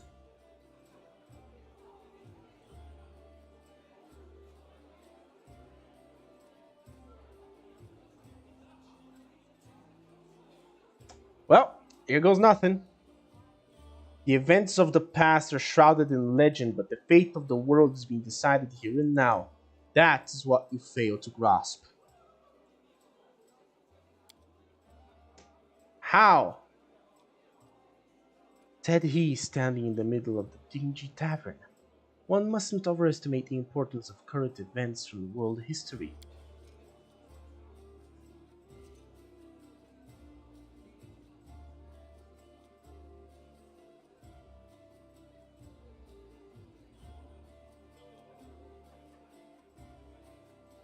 I think he has something to add. Oh, enough! I was patient with you, the so called expert, but I've got something to say.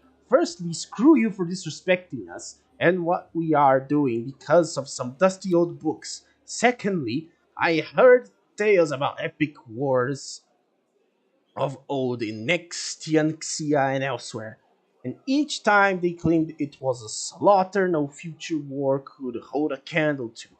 So say the old farts while honest soldiers like us get ready for the next battle because we need to go out there and fight. So later we too can say our war was the most legendary of all to young whippersnappers who won't be nearly as good as we are. Thirdly, you claim to know war, but do you really? You can wag your tongue, but can you actually fight? Or are we listening to an empty chatterbox that's read a few books but hasn't been in a brawl?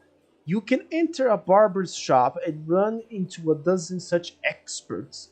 Show us what you're worth so we can be sure there is something to respect.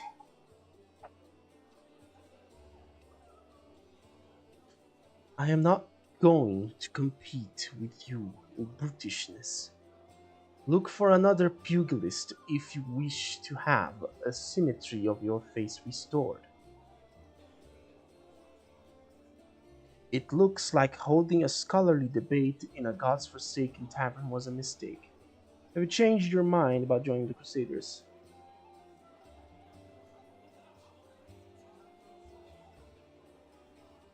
Then get out of our shelter!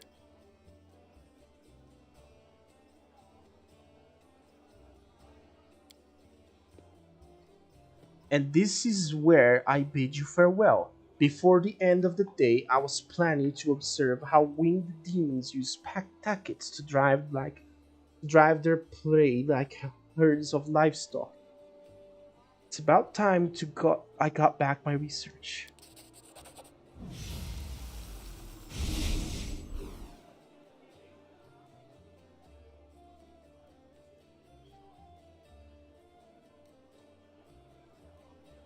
Yet another egghead full of theory but not sense. Yep. Okay.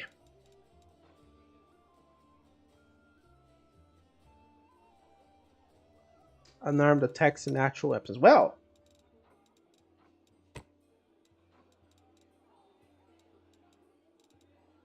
this is for you, our monk friend. Hopefully it helps.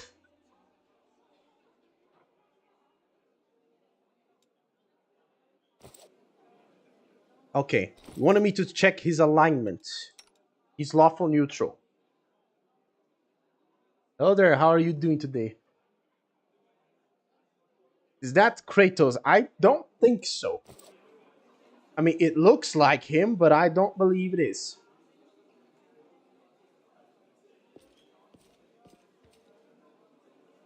Oh, I can loot this. Healer and the Spinner of Nightmares.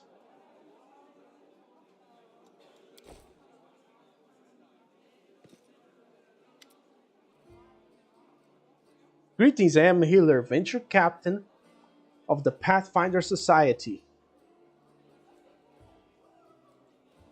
I'm the superior officer among Pathfinders in this region of Mangdev. However, the Society is running almost no operations here right now. Besides me, there are almost no Pathfinders here. Actually, I'm only stuck here because of an old feud with a demon worshipper known as Spinner of Nightmares. I had to work alone without support of the Society. I've made acquaintances among the locals, mercenaries, and daring fighters. If you need a good fighters for an honest cause, talk to me.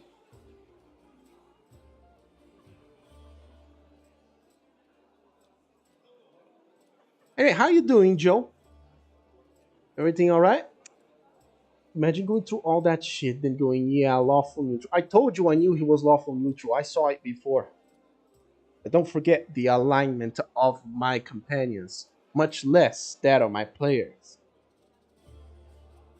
And foremost, I remember the alignment of my foes.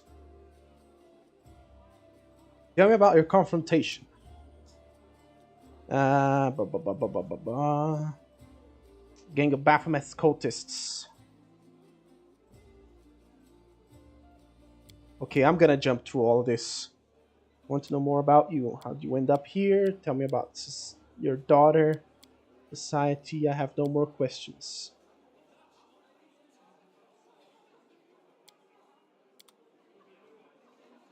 Okay. Talk to Sheila.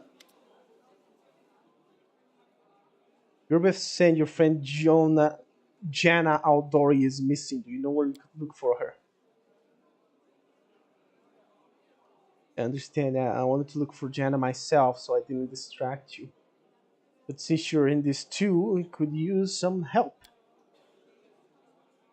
They met in Kenabres. Good man, and you? How everyone doing today? I'm doing alright. I'm a bit hungry, so I might be ordering something pretty soon. Maybe a burger. love burgers. When drink together, Jenna's a good fighter, even if she's green. She couldn't have become an authority otherwise. I hope that I hope that means she's all right. What do you think of what's going on in Kenabres? A friend in need is a friend indeed.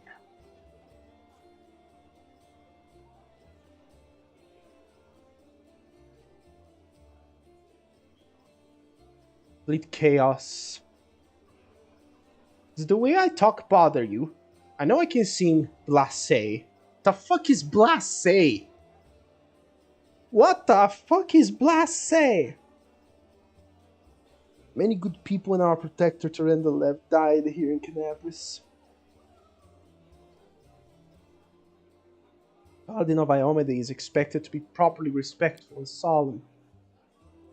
There is wisdom in the traditions of mourning, and one shouldn't reject them. All the more so if inappropriate merriment could offend other mourners. Many people's loved ones perished in Kenabres.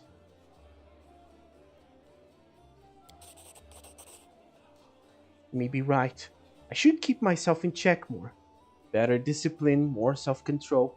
Quality suited to a paladin. Hold on. Blasé means boring. Ah, okay. So here's a question. She's a paladin. At least she told me she's a paladin, and her class is paladin. But when I played with a crusader, a cleric crusader, I couldn't do anything with a sword. But when I had a good option, when I grabbed Radiance to say a couple of words, the sword came better, and she said, in the hands of a true paladin, the sword would show its strength. So does that mean she's not a true paladin?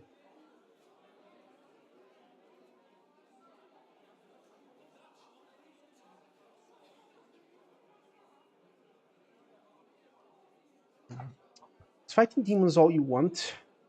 Or are you looking for something more?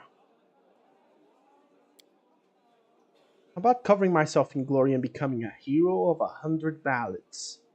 Or at least a dozen, if they're lively ones. Anyway, to be more serious, the area around Worldwound is best place for a paladin who wishes to defend the weak and serve good. Being part of the crusade is reward enough for me.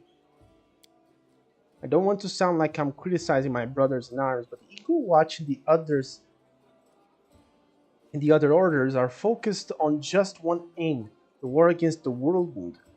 That's why they can sometimes overlook the smaller things, ordinary misfortunes.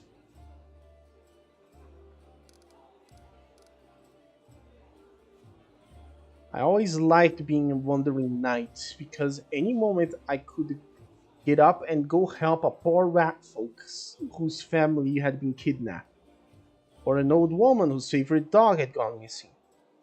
So here's my answer. I don't have some big important goal, but I'll be happy to help those who need it. A little bit here and there. She sounds a lot like what Gandalf says about the hobbits. You know, when he says that, it's not the big deeds and conquests of warriors that keep evil at bay, but the little things that we do in our daily basis. I'd like to know more about you. Tell me about yourself. Come to me, Dev. Is your attitude toward life war too carefree, especially for a paladin?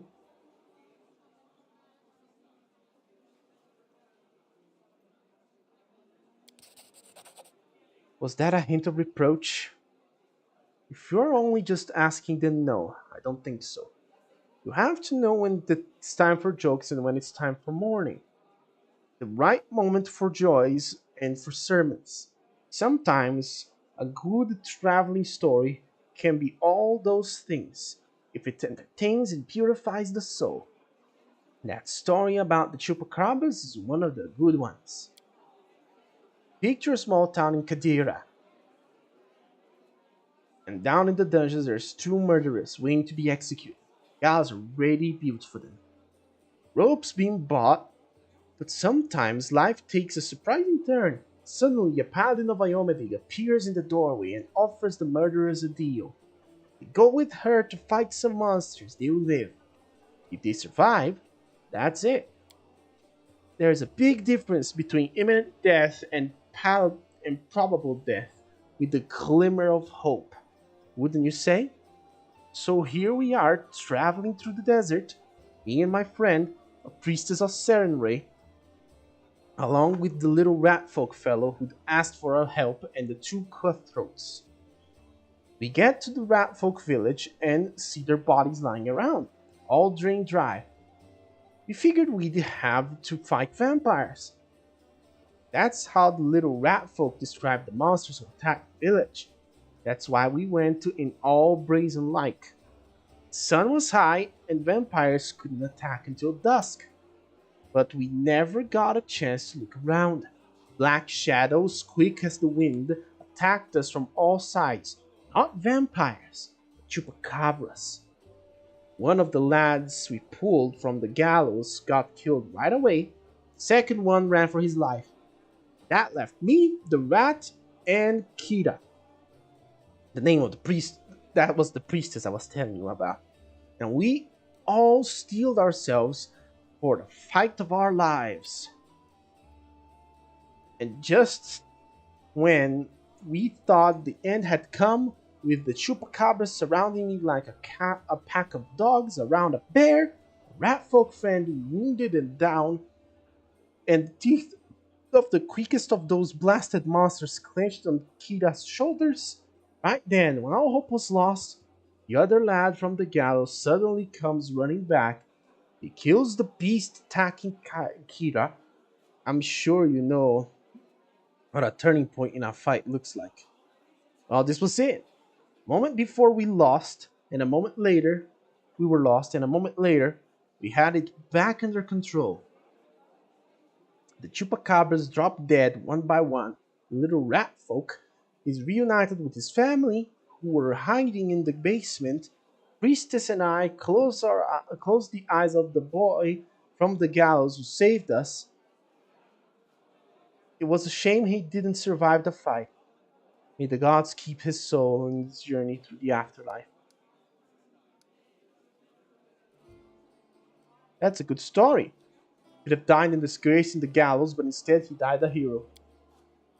And I'd fancy the stunt earned him some points at his final judgment.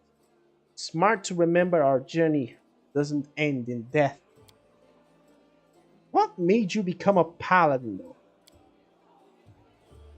That's a serious and a good question.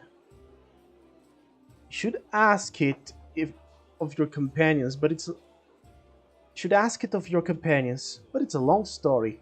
To start with, 12 years ago, I was nothing like a person I am. I roamed the streets of Soku with the other homeless orphans. I stole, fought, and as a hired sword for a bit. Not the proper origin for a paladin, is it?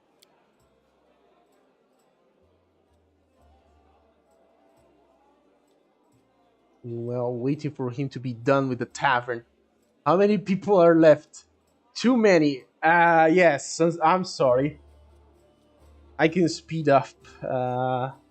Group of knights of Iovade brought me a glimmer of hope to the city. But while others saw them as saviors and protectors, I was busy pricing up their noble horses.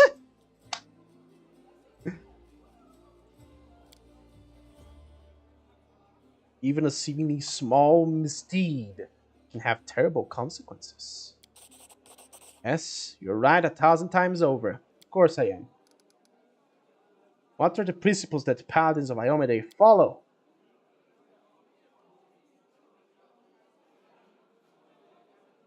I'll learn the weight of my sword. Without my heart to guide it, it is worthless. My strength is not in my sword, but in my heart. If I lose my sword, I have lost the tool. If I betray my heart, I have died. I will have faith in the inheritor. I will channel her strength through my body.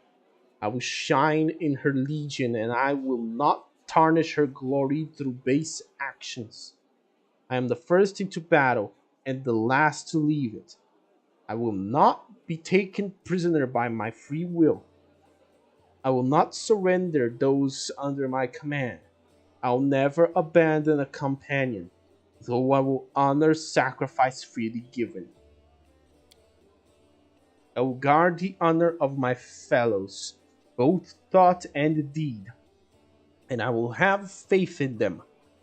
When in doubt, I may force my enemies to surrender, but I am responsible for their lives. I will never refuse a challenge from an equal. I will give honor to worthy enemies and contempt to the rest.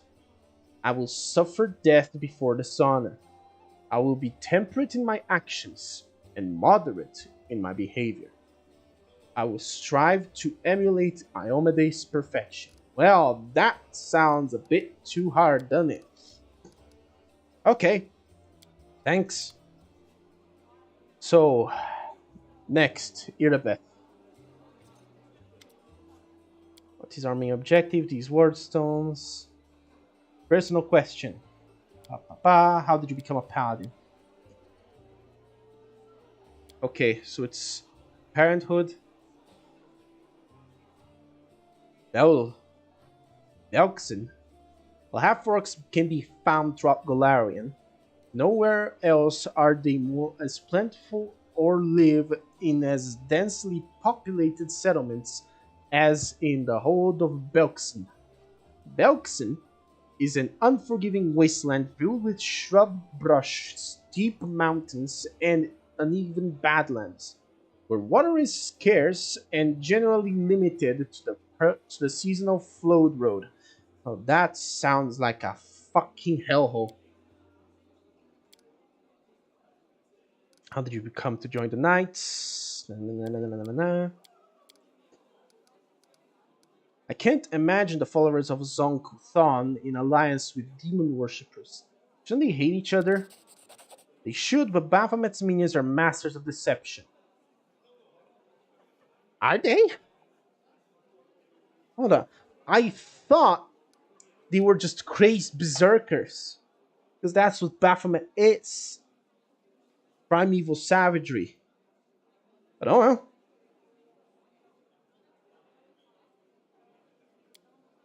Da da da da da.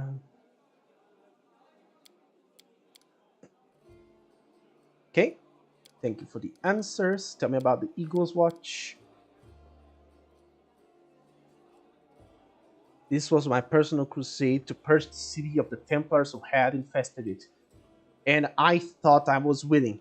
Could feel it. We were so close. It's hard to admit, but those successes didn't count for much once the demons entered the city. On the contrary, if it wasn't for you, there wouldn't be a headquarters at the Defender's Heart. Do not lose yourself.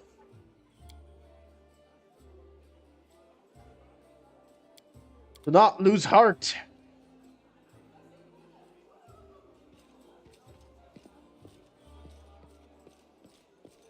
Okay, let's go grab some shit. Who the fuck is this guy? Yernok.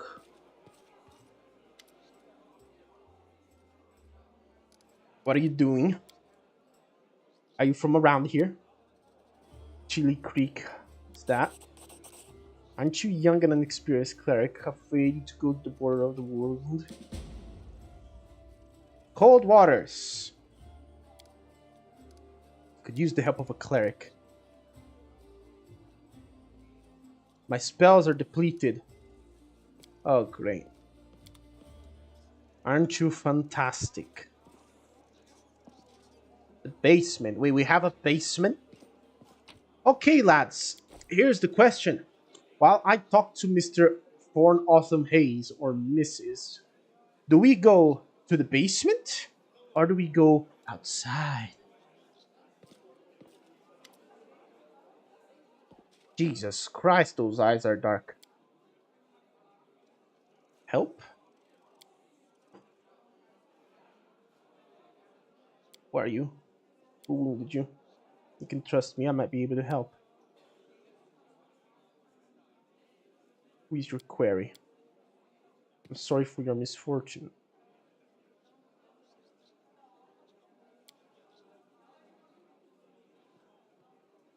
I wish to aid you in the hunt.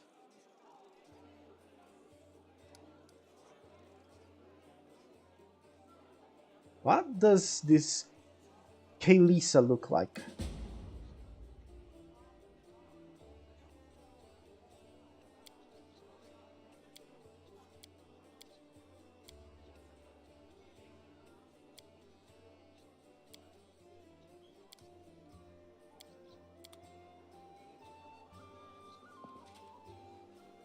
All this waiting bores me.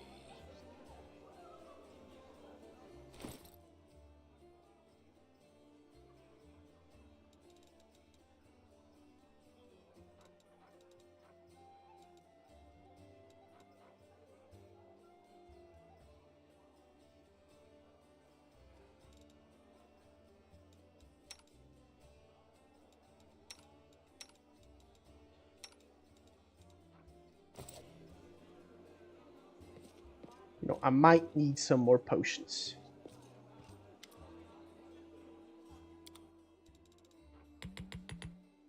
Oh god.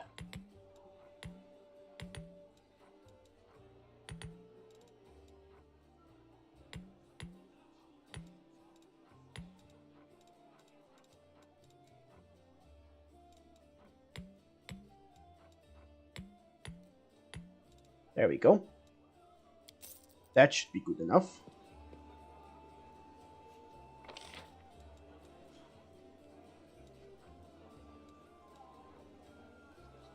"5 years sitting under a waterfall and 4 years in a church, 3 more years in a war, 2 more years in a single line in the church rebuilding it, and last but not least 1 year old." What the fuck is that?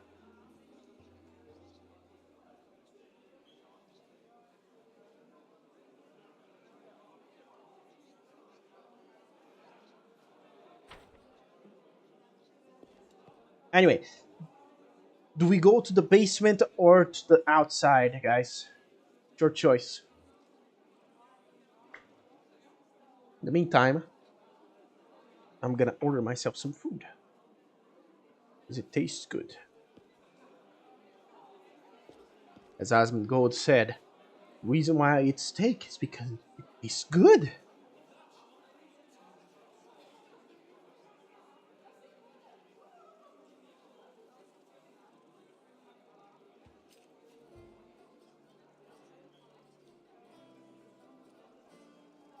Ei! Fala, Hanzo. Tá bugado? O que você quer dizer que tá bugado?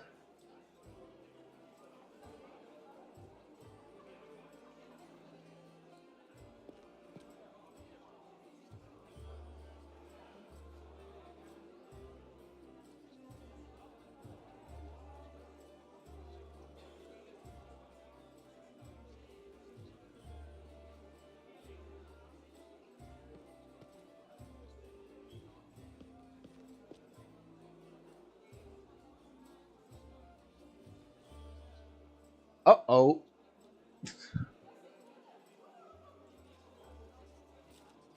Okay. What? I'm gonna just have a quick glance at the Oh! That's what the basement is for. We have... Oh, what the fuck is that? Uh-oh.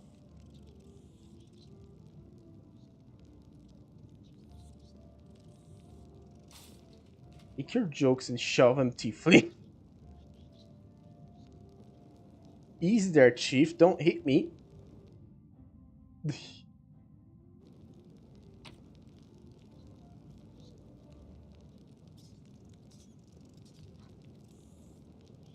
Oh, light shield.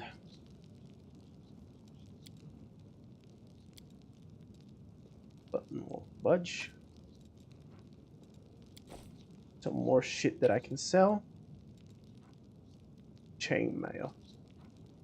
And a light hammer.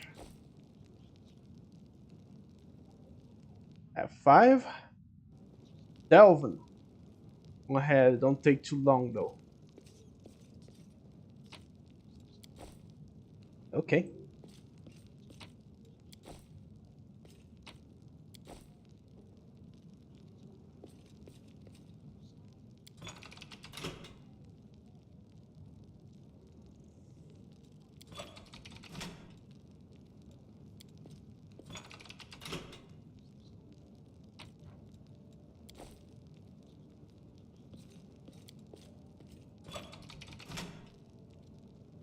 Okay, what's with the levers?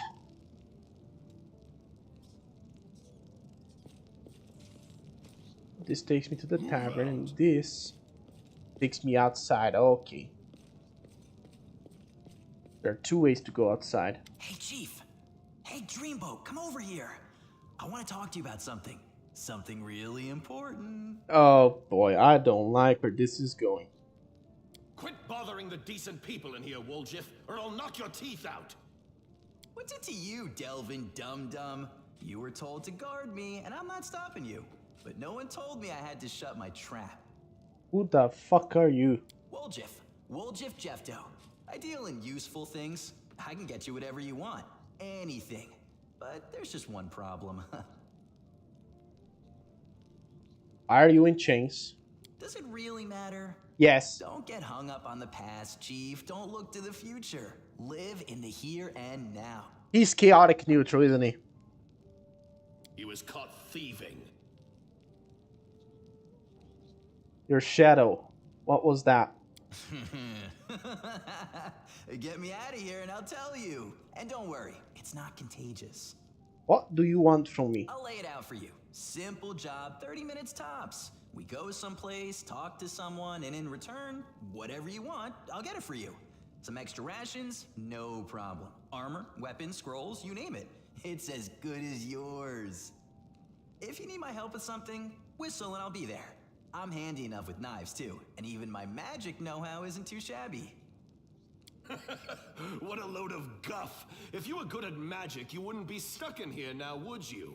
Don't you listen to him, Chief. He'd find fault with the Queen herself. I'll be useful to have in battle, and I'll sell whatever you want at a reasonable price. It's your lucky day. You won't meet another gem like me in Kenabres.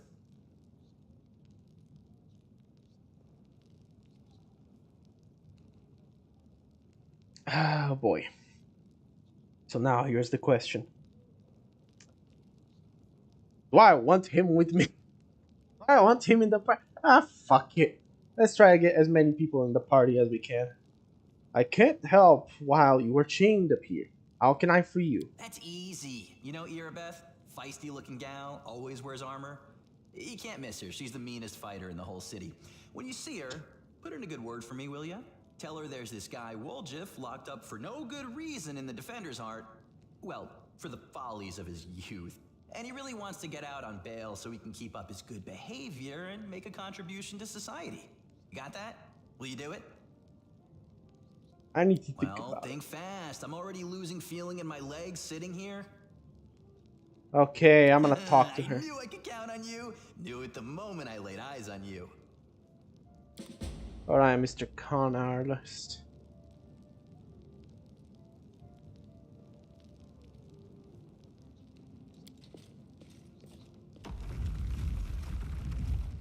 Oh! What the fuck is this?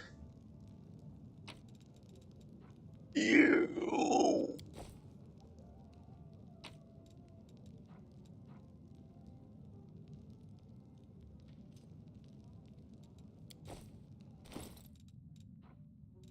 What about the yellow letter?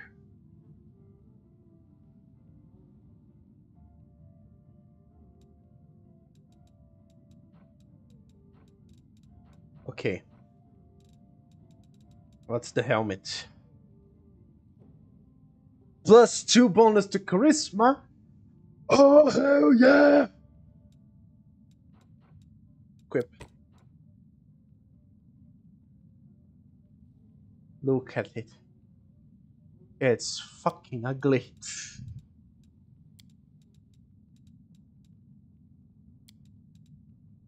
There we go. Beautiful. I got a 60 in charisma now.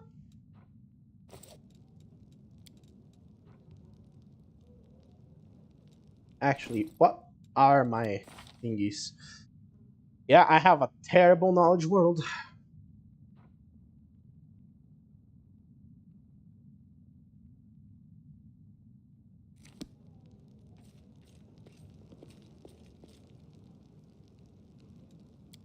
Back to the tavern.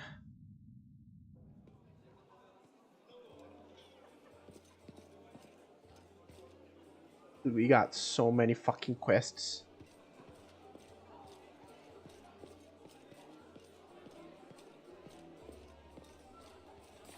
Okay. A friend in need is a friend indeed. Errands. Ojev, a thief languishing in the defender's heart, asks the passing stranger to speak and free him. Cold waters.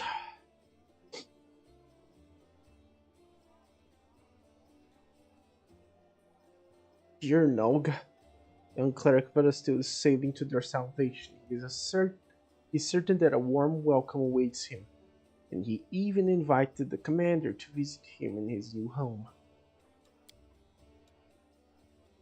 Find and kill Kylus. Gray hair, dark skin, scarlet eyes.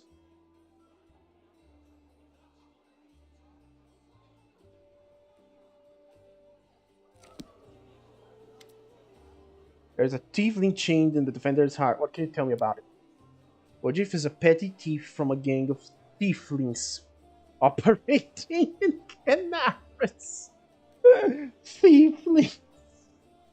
Instead of tiefling, he's a thiefling.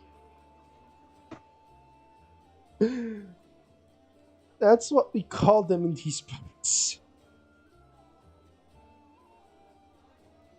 We tried to rob a vendor of magical items recently. Unfortunately, we apprehended only one of them, and the rest managed to escape. We have nowhere else to keep him apart from the defender's heart, but that's hardly a sin. Warjif knows it too. He's been begging us for days to let him go free or have someone vouch for him. He's already asked you to put in a good word for him, hasn't he? If you want to recruit Wojif and put him to good use, go ahead and take him off our guards' hands. We can ill afford to let a soldier spend their days watching over a meddling thief. I hope the tiefling proves useful should you decide to take him along. Okay? Yes, I'm live on YouTube too. If you wish to see it there, be sure to drop a sub. The streams are going to be archived there, and I'm gonna start the editing process to put highlights of of previous streams and things. Hey Delvin, don't take too long. Well, Chief, what do you got for me? I talked to Irabeth. I decided to make you part of my troop. We'll see how it goes. You must be a smooth talker. Come on, Delvin, get these bracelets of yours off me. I'm going free. You're sure to regret this. This tiefling will fleece you for everything you've got. Mark my words. Come on now. You're a bitter little man, Delvin. Petty and mean. You can't even be happy for me, can ya? I pity you. I'll leave you alone with your sad little soul. So long. And now, Chief, straight down to business. You see, I'm one of those guys that people around here call thieflings. We just call ourselves the family. After we knocked over that shop and I got stuck here in the Defender's Heart, a little bird told me that big sister Charisme wanted to see me. Bet she had some questions to ask me. You following?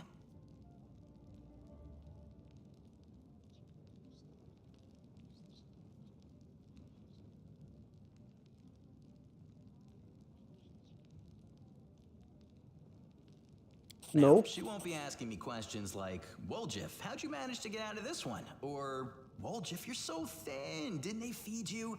No, something serious has gone down, and I just know they want to try to pin something on me. I can feel it in my tail. So I knew right away that I couldn't go alone. You turned up just in time, Chief. You don't need to do anything when we get there. Just stand behind me and look mean, and I'll handle the rest.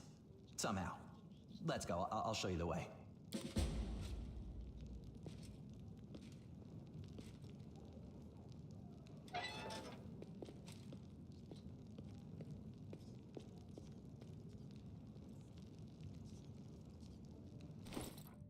Well, I have Wojif in my party now.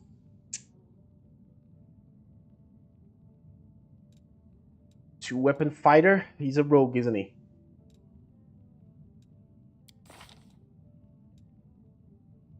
No, there is. He's a rogue. An eldritch scoundrel. What do you have on your spell book? Oh, that's some nice stuff. Mage armor, color spray, burning hands, grease. Ooh. Nice. Nice.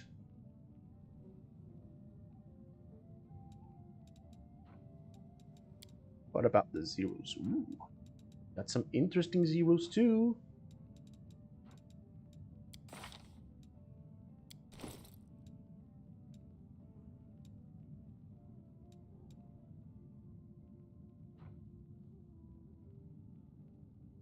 Dexterity. How does he add his dex to damage?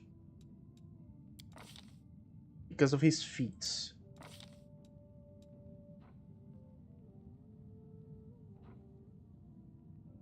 Two-weapon fighting, double slice. The thiefling with random deity selection.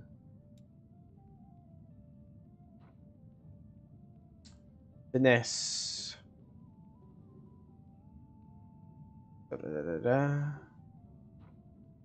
Five scrolls. How is he using his dexterity on damage? Is what I want to know.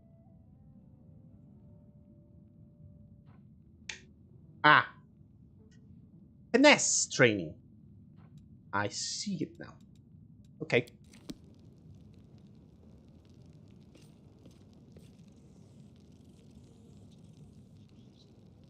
So. I already subscribed to your YouTube channel. Hey, thanks. But yeah, I'm live on both. I'm just testing out the waters, mostly.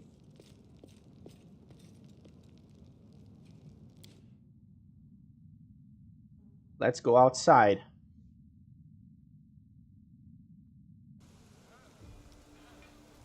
Holy shit, what the fuck is that?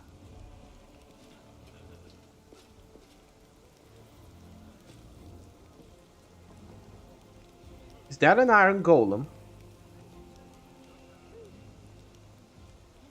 Gem golem from the Tower of Estrad. Uh-oh.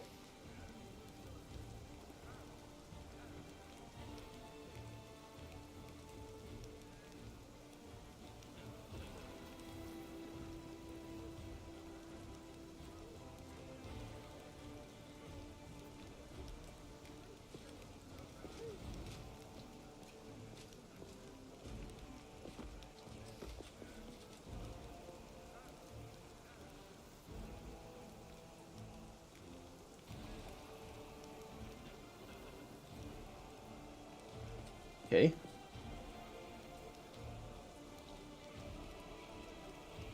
That's a beautiful golem. Happy to be of service. May Shellen brighten and vivify your day. He said, no, I didn't. What are you? I am a prestige painter golem. Many millennia ago, I was built by Atlantic clerics for Shellen, the goddess of beauty, to make the world a better place.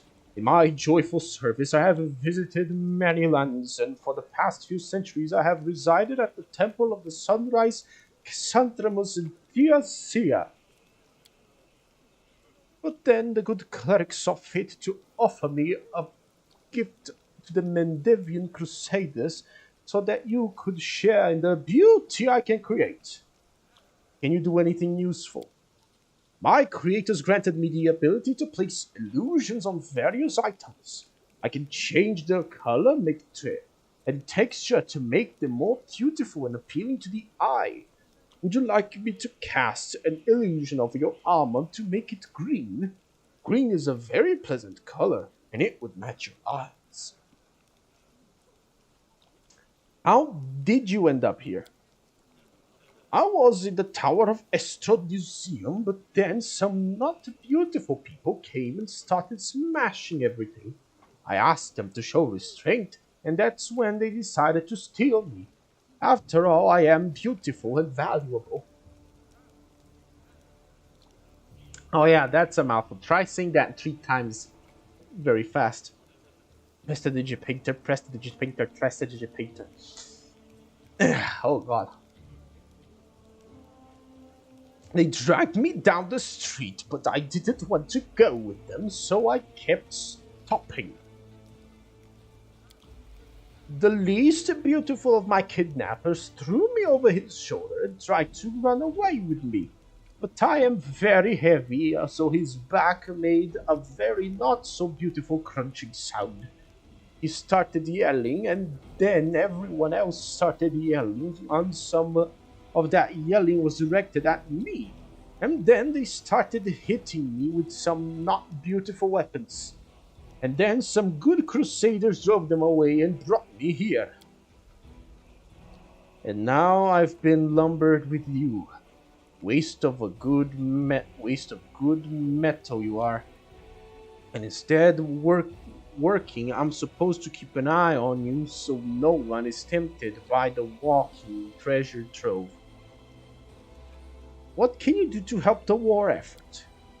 I was not designed for any type of combat, yet I can bring beauty and harmony to any type of combat. I believe he fell on him, and because he's useless, he didn't mean to. I want you to cast an illusion on my gear. Happy to be of service.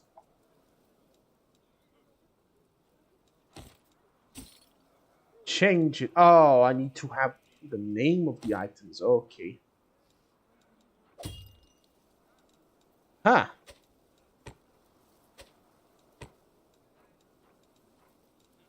Huh. Ah, that's nice. That's interesting. Okay.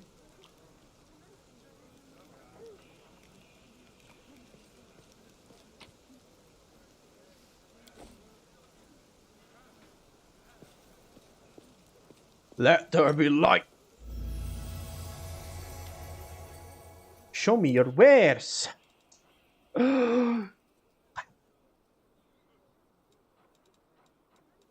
Sorted by type in ascending order. Acrid sickle. I'm gonna need that. Attrition dagger.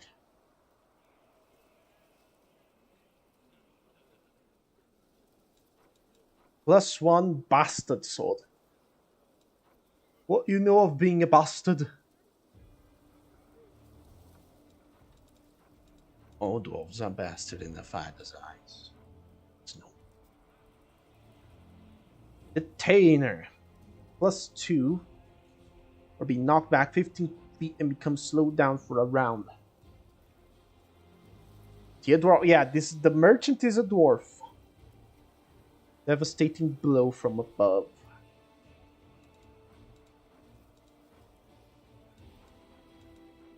Fall shard.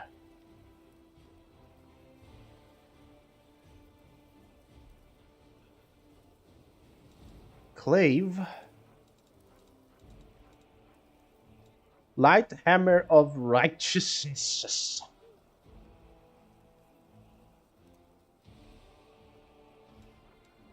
Light mace of severe strike.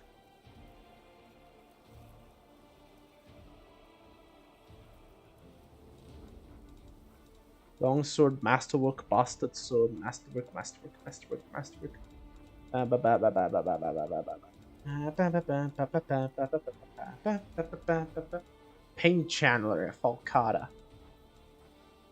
Roaring Hand Axe. Silver Hawk.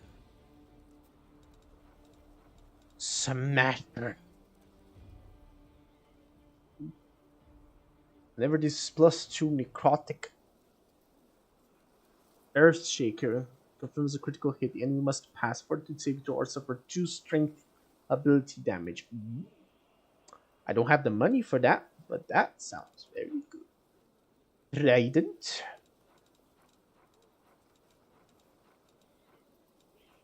Very good indeed. Living Ram, medium breastplate. +1 breastplate uses charge combat maneuver.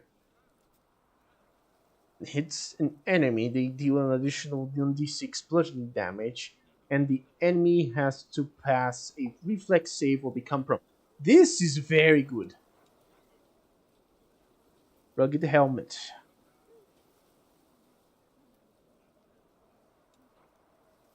Quiver of arrows.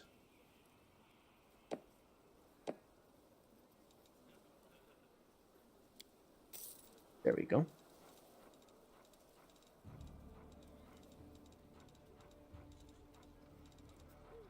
Merry-go-round.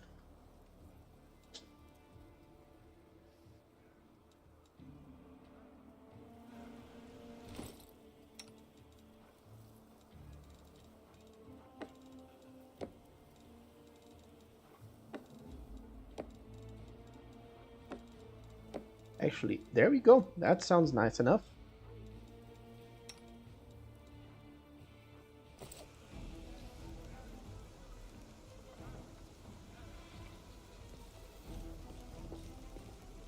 Eagle Watch. There's... Wait, I can go up. Go up here. There's something hidden around this place. No, but I can get over here.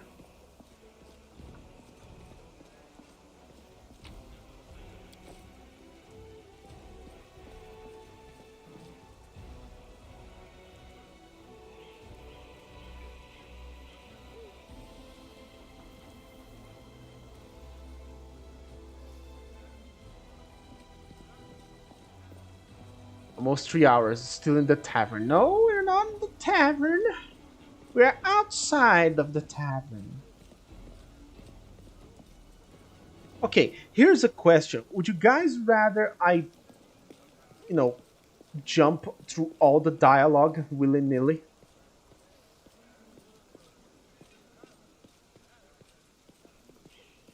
I lead, you follow. And we don't understand fuck all about the story?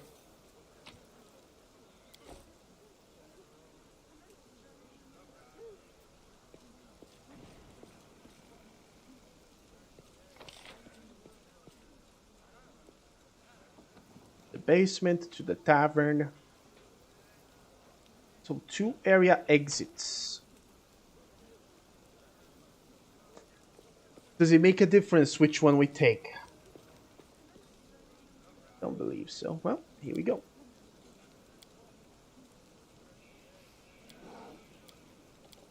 All right. We have 5 people.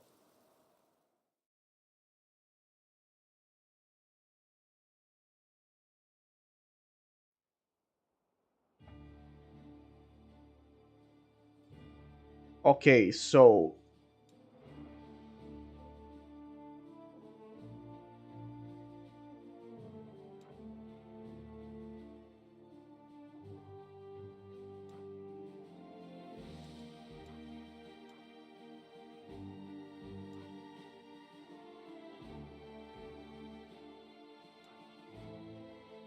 Market Square for the divided city.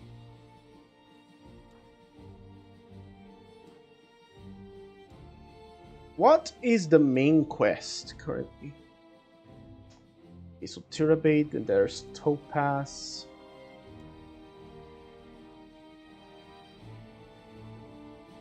It's the Great Garrison, isn't it?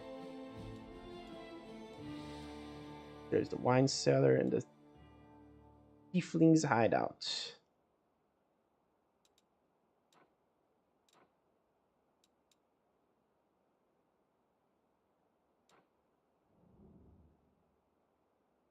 What are you thinking?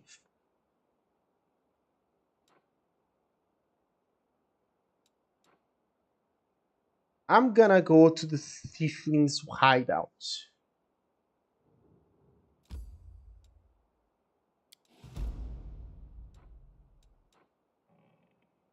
Hold on, Fallen Horse? What the fuck is the Fallen Horse?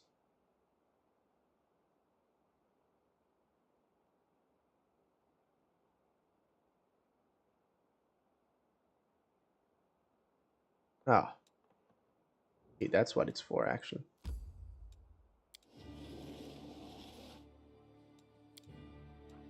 Okay. Done that.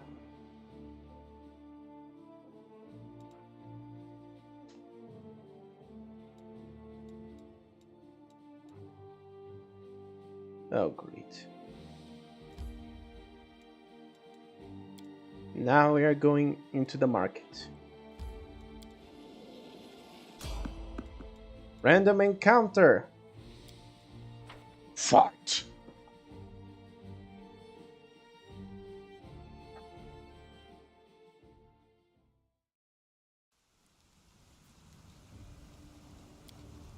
What the fuck? Oh, great. That's a shear.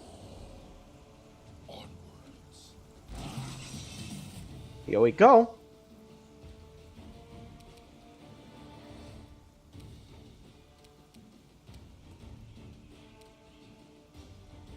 What's his AC? First of all, what's he have? He has 17 AC. He's not wearing any armor.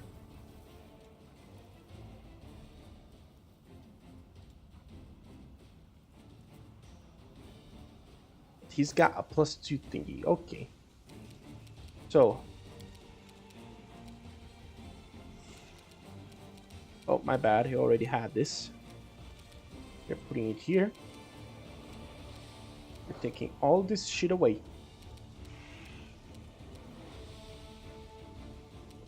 Resist cold, resist electricity.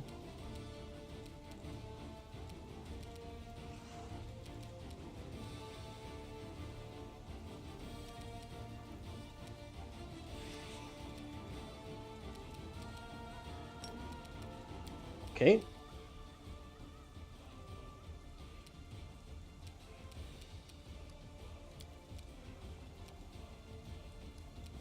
You are going after her.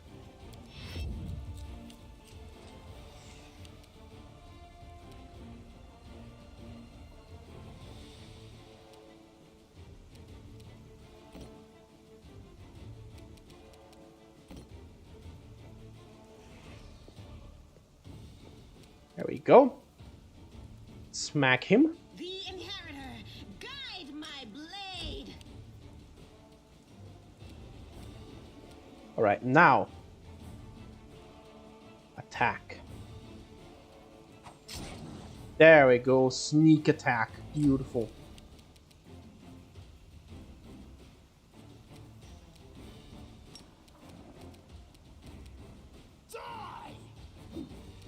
I missed.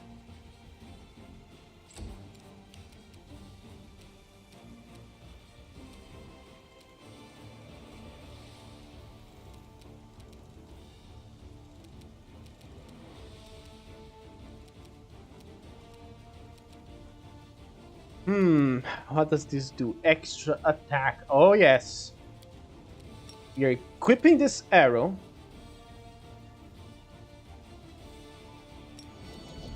And attacking him 3 times. Beautifully done.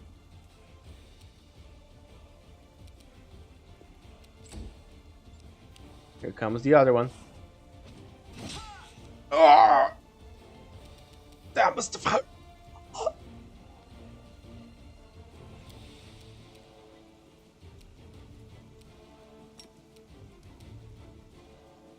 Jesus Christ!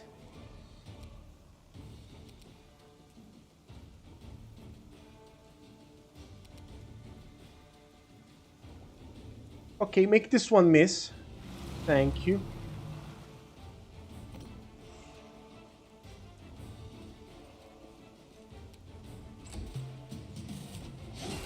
Ow!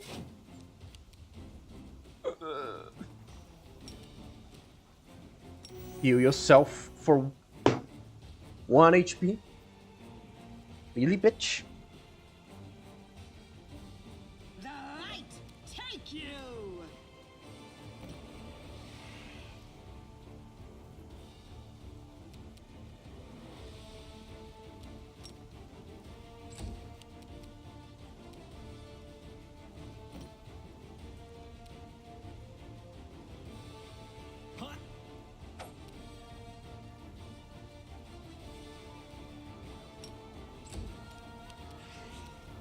Okay.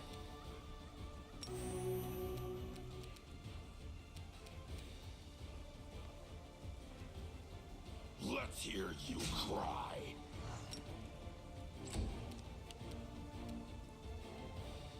You've crossed the wrong mongrel. Tactical retreat? No? Carmelia?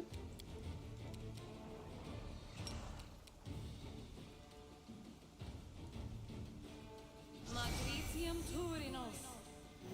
Thank you.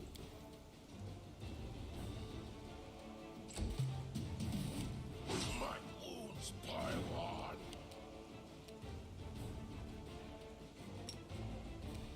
Do your ass. Into Again, the 1 HP. Okay, we're gonna have to do this. Oh, shit.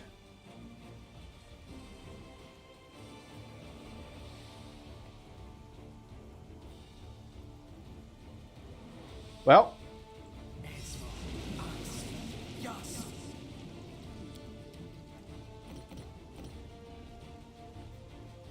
Fuck off. Drink a potion.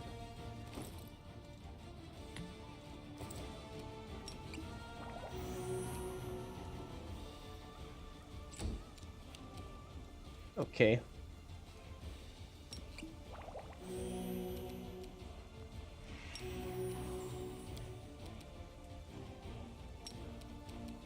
Zangan!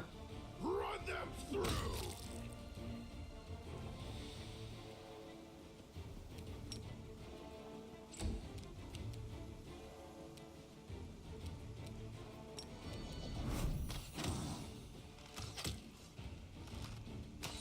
Ugh! Are you still on guard from last time? What do you mean?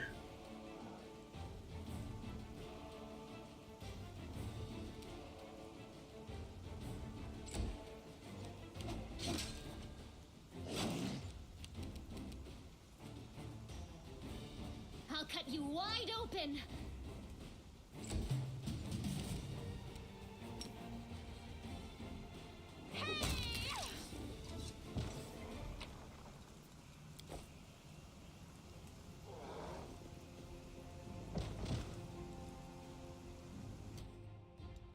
Oh yeah, he can dismiss the spell.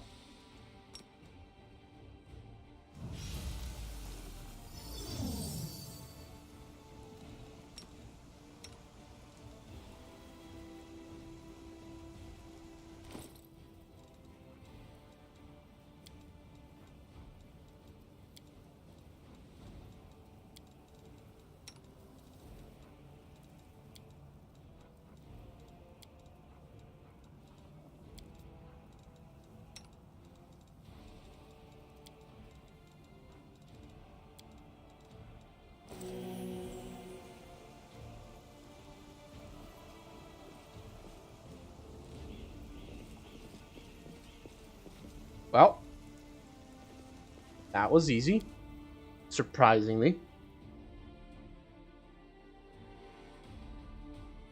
Goblin King. Oh, Goblin these nuts, okay.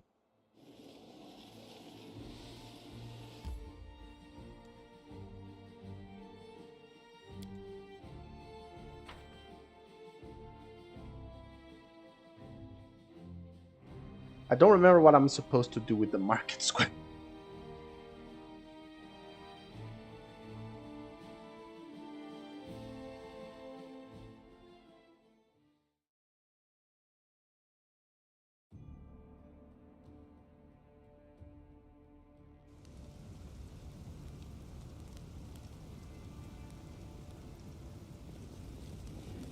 Done.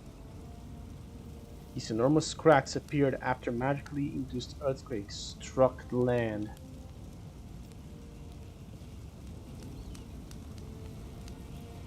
Oh, hello. Tiefling. No! I'll tell you everything, just don't hit me! I never stole nothing. I only just joined the Tieflings. It was all them. Back there, they found the underground passage to the Great Garrison, and they've been making stuff out of there ever since. Lockdown thieving thorags. That's what they are. I had nothing to do with it, I swear. Brother Gord, is that you? Brother Wojif? I thought you'd pegged it in your Irabeth's jail. Happy to see you. Tell me more about this underground passage. Right, so the temple around here, the Temple of Iomide, has a cellar and a passage that leads from it right to the Great Garrison.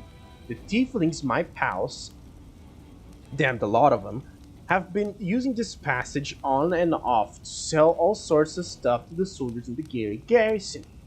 So when the demons burst into the city, we thought we'd check up on the garrison to see how the soldiers were faring and to offer our assistance. Don't give me that look. This is the first I'm hearing of this. Tieflings keep secrets from each other too, you know.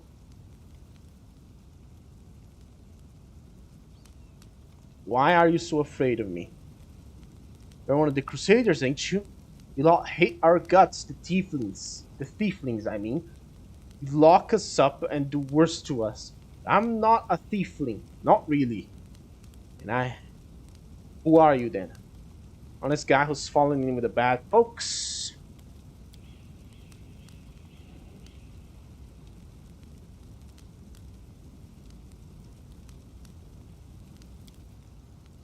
Gort, here is a new addition to the Thieflings. Gort here is a new addition to the Thieflings. So far, he's swiped around 5,000 gold. He's got a long way to go before he catches up to me. He made me do it! Can I help you somehow? Yeah, let me go, please! So, what do we do, chat? Are we killing this bloke?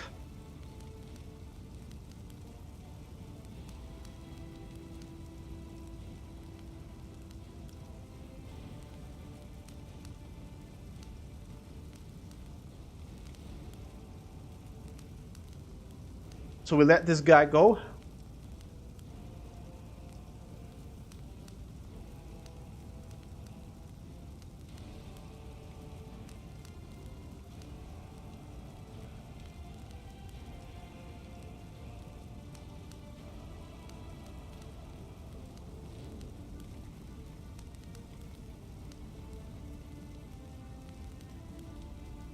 Okay, I'll let him go. Go on your way. Cheers for letting me go like this. I'll remember you 100 years. I'll name my firstborn after you. Oh, hold on. There's a dredge over there.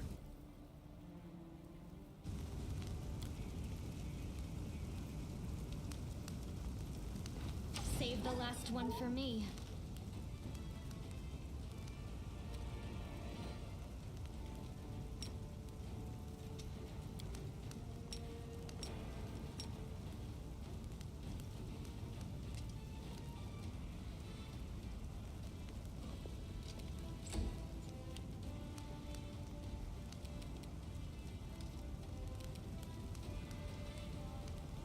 Right, Sneaky.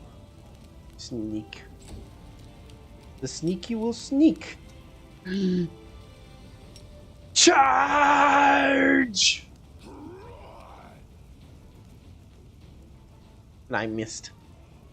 Not a natural one. No natural ones until now.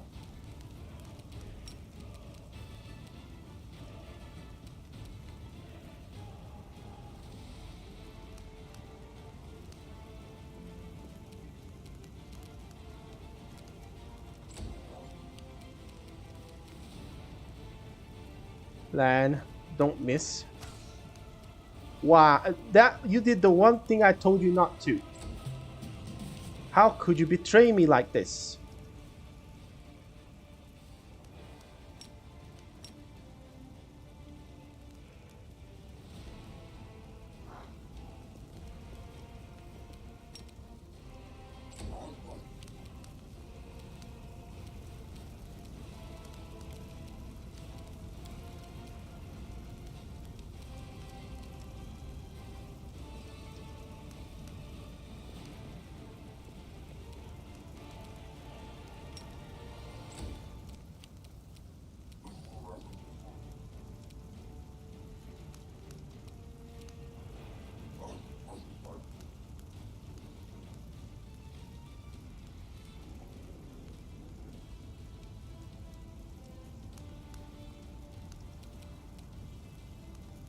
Out of my way!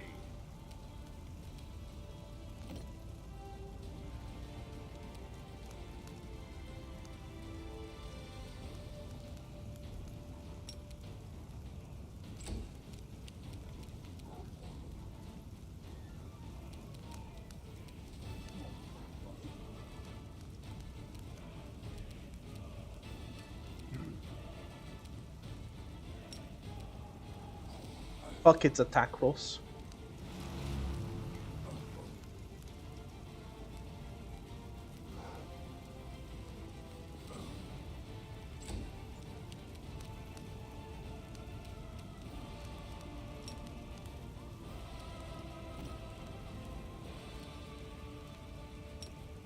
You won't survive me. There we go.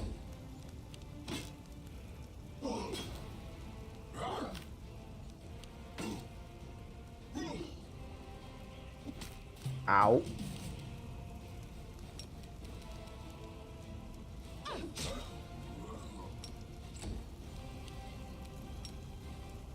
Smack it twice. Beautifully done, Wojif. Nothing like having a rogue in your party to kick some ass.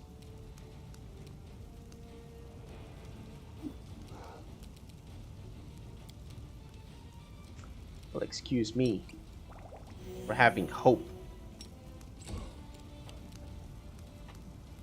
Okay, Carmelia.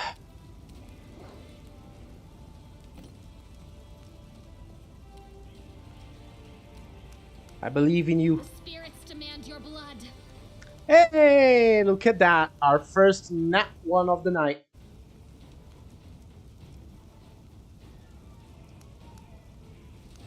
Beautiful.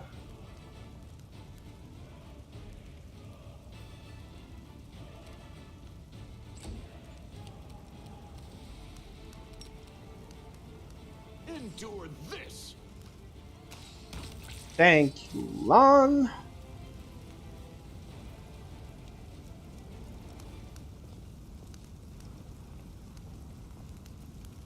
No one stands in my way.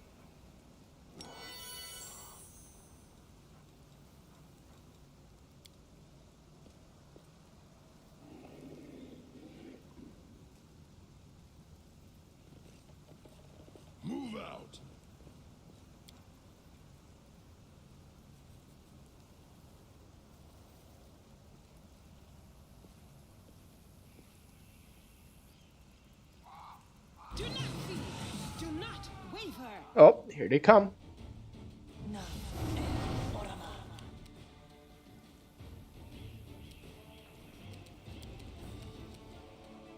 You have the ability to restore your shit? Nope, you don't.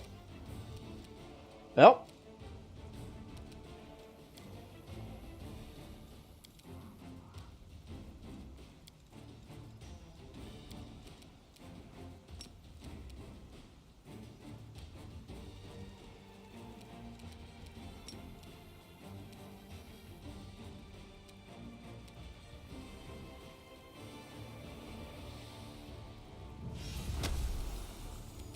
Fuck.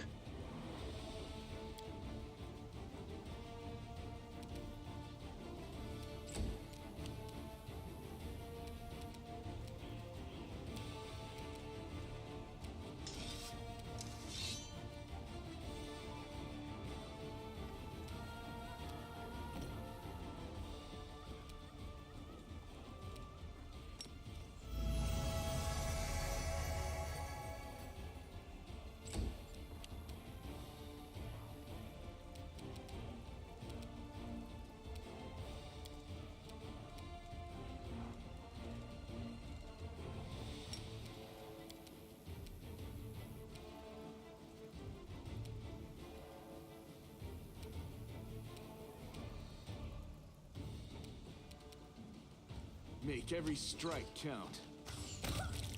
Beautiful. You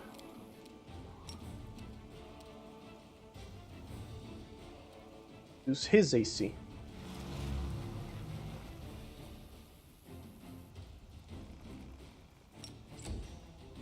All right, come on, come on.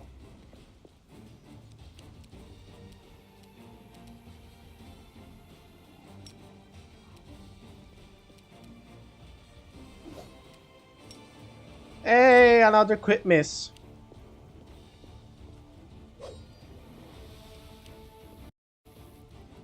Up 27.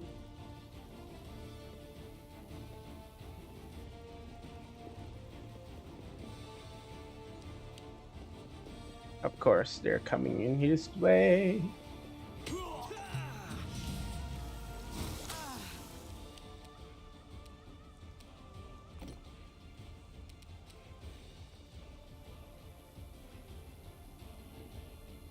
Get over here. Stab him twice. Works good enough for me.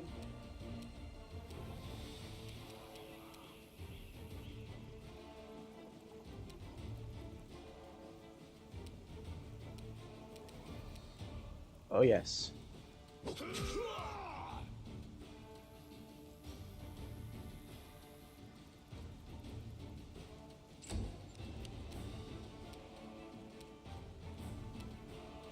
You've crossed the wrong mongrel.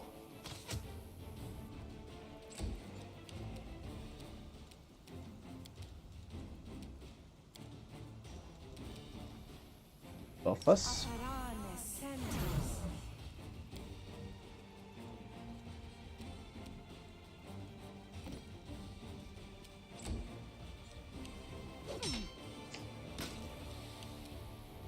What the fuck?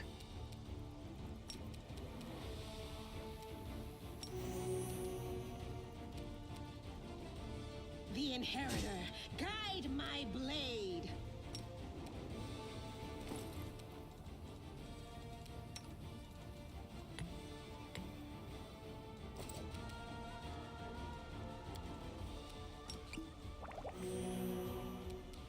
Perfectum.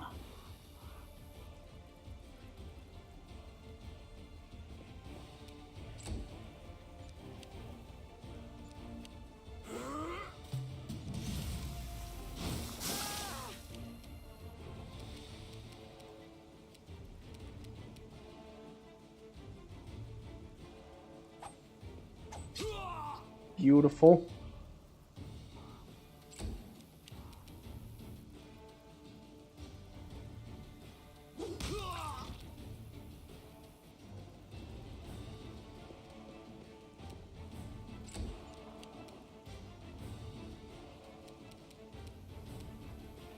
Right, lawnmower. You won't survive me. Gracious.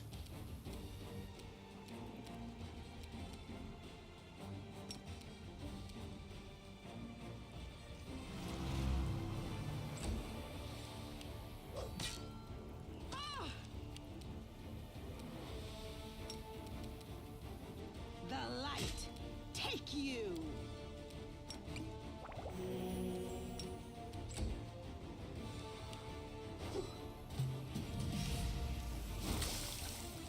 Missed.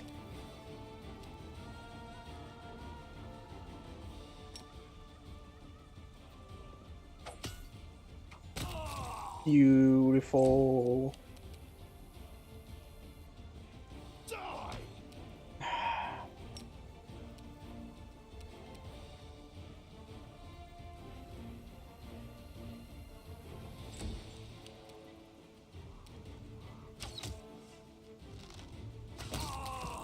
Let's go! What a wonderful scene. I thank you for coming by, Joe. See you later, buddy.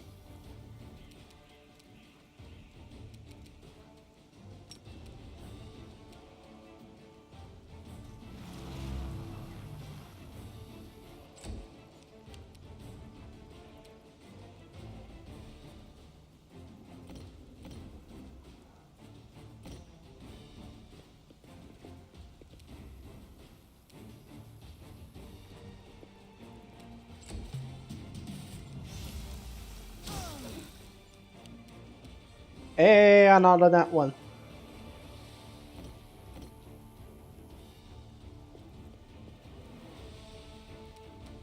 Cover me, all right?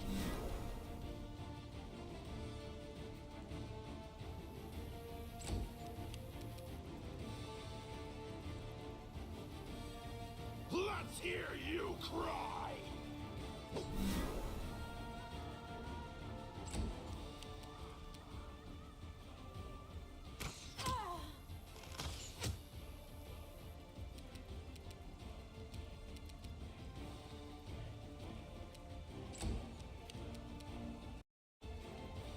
You have 28 nat ones. What? What is it called?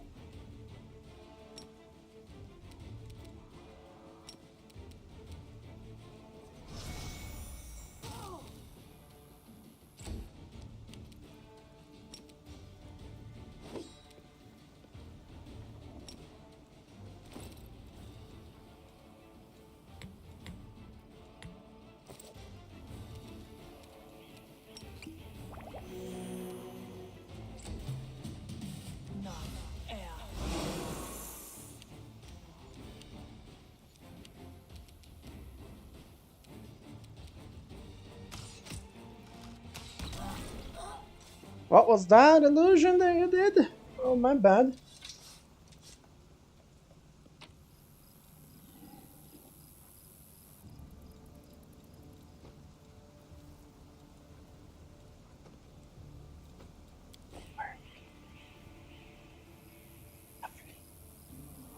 Lovely.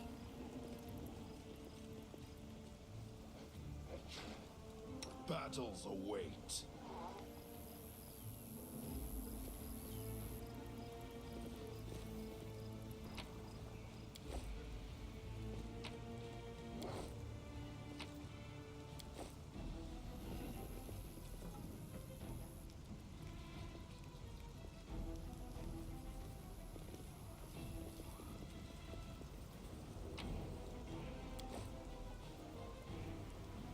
Okay. I see a companion that we can get. We'll make this quick. She won't feel a thing. I don't know. Can we really do this? Listen, we don't have a choice. There are demons everywhere. What else would you have us do? A group of knights surrounds a young elven girl. She's dressed in rags that barely cover the hideous scars on her body. Beggar girl is on her knees, watching placidly as the people argue heatedly around her. It is as if she doesn't sense the looming threat at all. A black crow flies in agitated circles above her head. In Iomede's name, we're sorry, girl, but it is our duty. We have to do this, not for our own sake, but for the sake of everyone who can still be saved from the demons. If we don't win this battle, you won't have long to live anyway. They're insane. We've got to do something. I understand. You're scared. You feel powerless. You think this will help.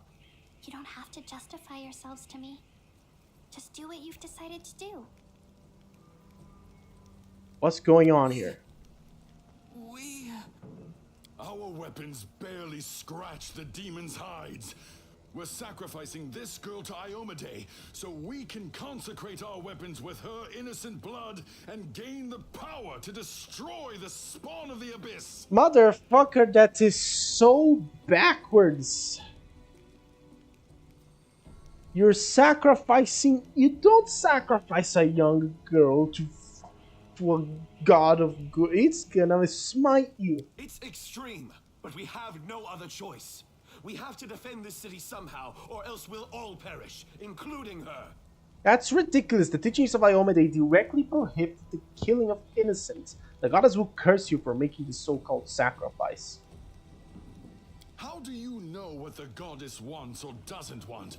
Who are you, her herald? I am Iomede's paladin. If I lie, may the goddess strike me down. What you intend to do is a repugnant crime and heinous blasphemy. Exactly. What were you thinking? The goddess would never allow this. Whose idea was this anyway? I think it was yours. My idea? I was against the whole thing right from the start. Who said we needed to make a sacrifice? Wasn't it you? You can't blame anyone. Please don't fight. All of you are good people, defenders of the city. You just made a mistake. Please don't hurt them. The little girl is defending the people who wanted to slaughter her a minute ago. She's either a saint or she's insane. Maybe the two together. That's likely. Hey, I know her. I see her all the time on the street. She's a couple of cards short of a full deck, if you know what I mean. She's a couple of cards short of a full deck. That is an expression I have never heard and I love it. I'm gonna use it. Hi. Remember when we used to play together when we were little? But then you went and got all big. And I stayed the same for some reason. Huh? I played with you? Pull the other one. You did. We played tag and hide and seek.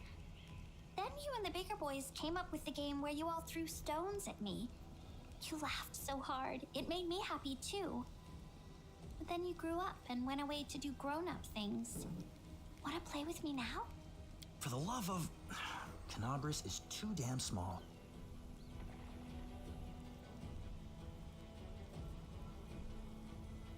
The instigator must be punished. The rest of you go to the Defender's Heart Tavern. That's where the survivors are gathered. Whose idea was it? Not mine, that's for sure.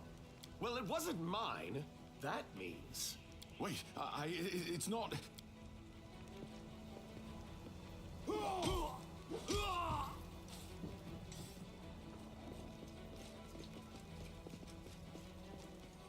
Good people ordering good people to kill other good people. None of them were cultists, you know. They just got scared and thought up some silly ideas. You came to help me. You saved one life. You took another. Was it worth it?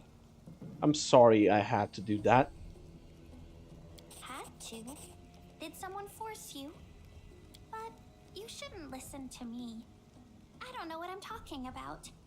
I'm just a silly girl, really. I don't think you're an ordinary girl.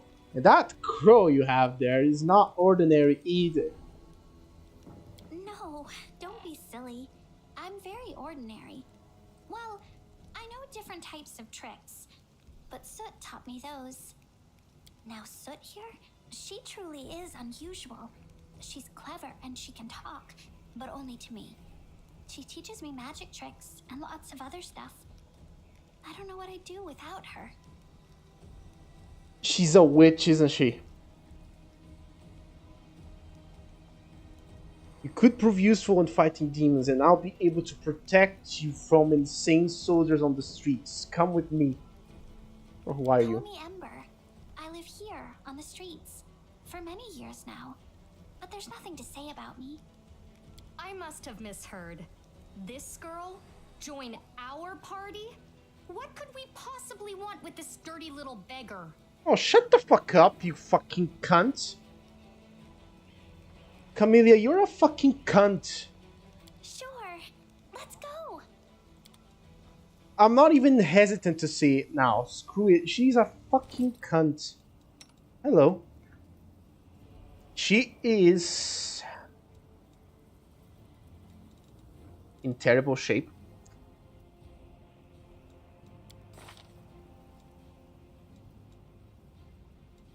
Abilities.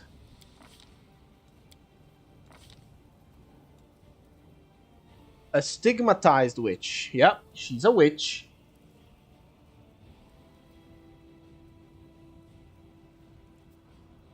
Simple weapon proficiencies, improved hex. Blackened. Your hands and forearms are shriveled and blackened. You take a -4 penalty on weapon attack rolls, but you add Burning Hands to your list of spells known. At 5th level, add Scorching Ray.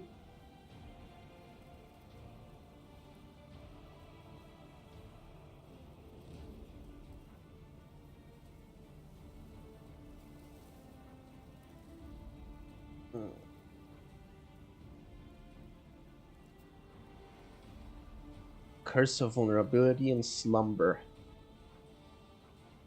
Raven Familiar, +3 Persuasion and a +2 Perception.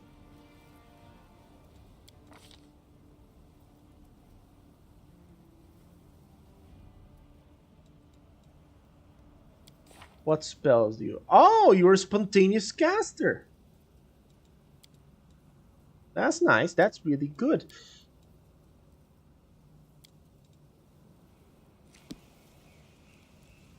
Hold on. What is her spell cast? Is it Charisma, her spell casting ability? I bet it is. So, you know what? Screw this. You can have it.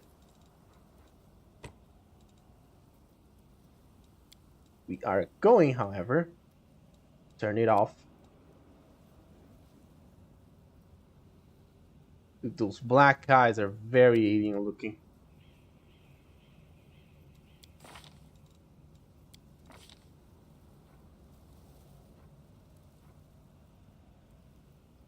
Improved hex.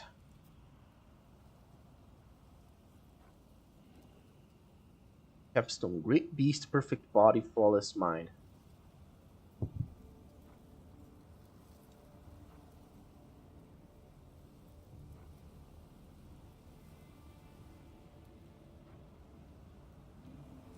Oh, my food is here. I'll be right back.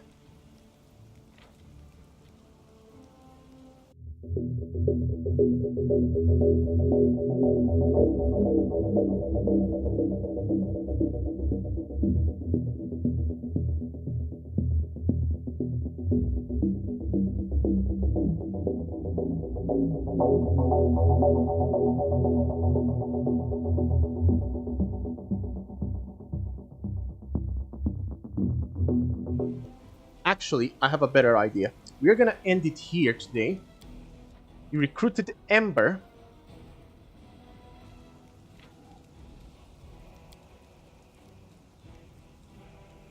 So, let's see. We're gonna do a little raid. So, thank you everybody for watching. Thank you for sticking around. Next stream is on Sunday. I'm gonna try to do it at 5:30 my time, but it might end up being 7:30 my time, depending on how things go. Thank you very much, and I will see you on the next stream. Oh yeah, and stick around for the raid.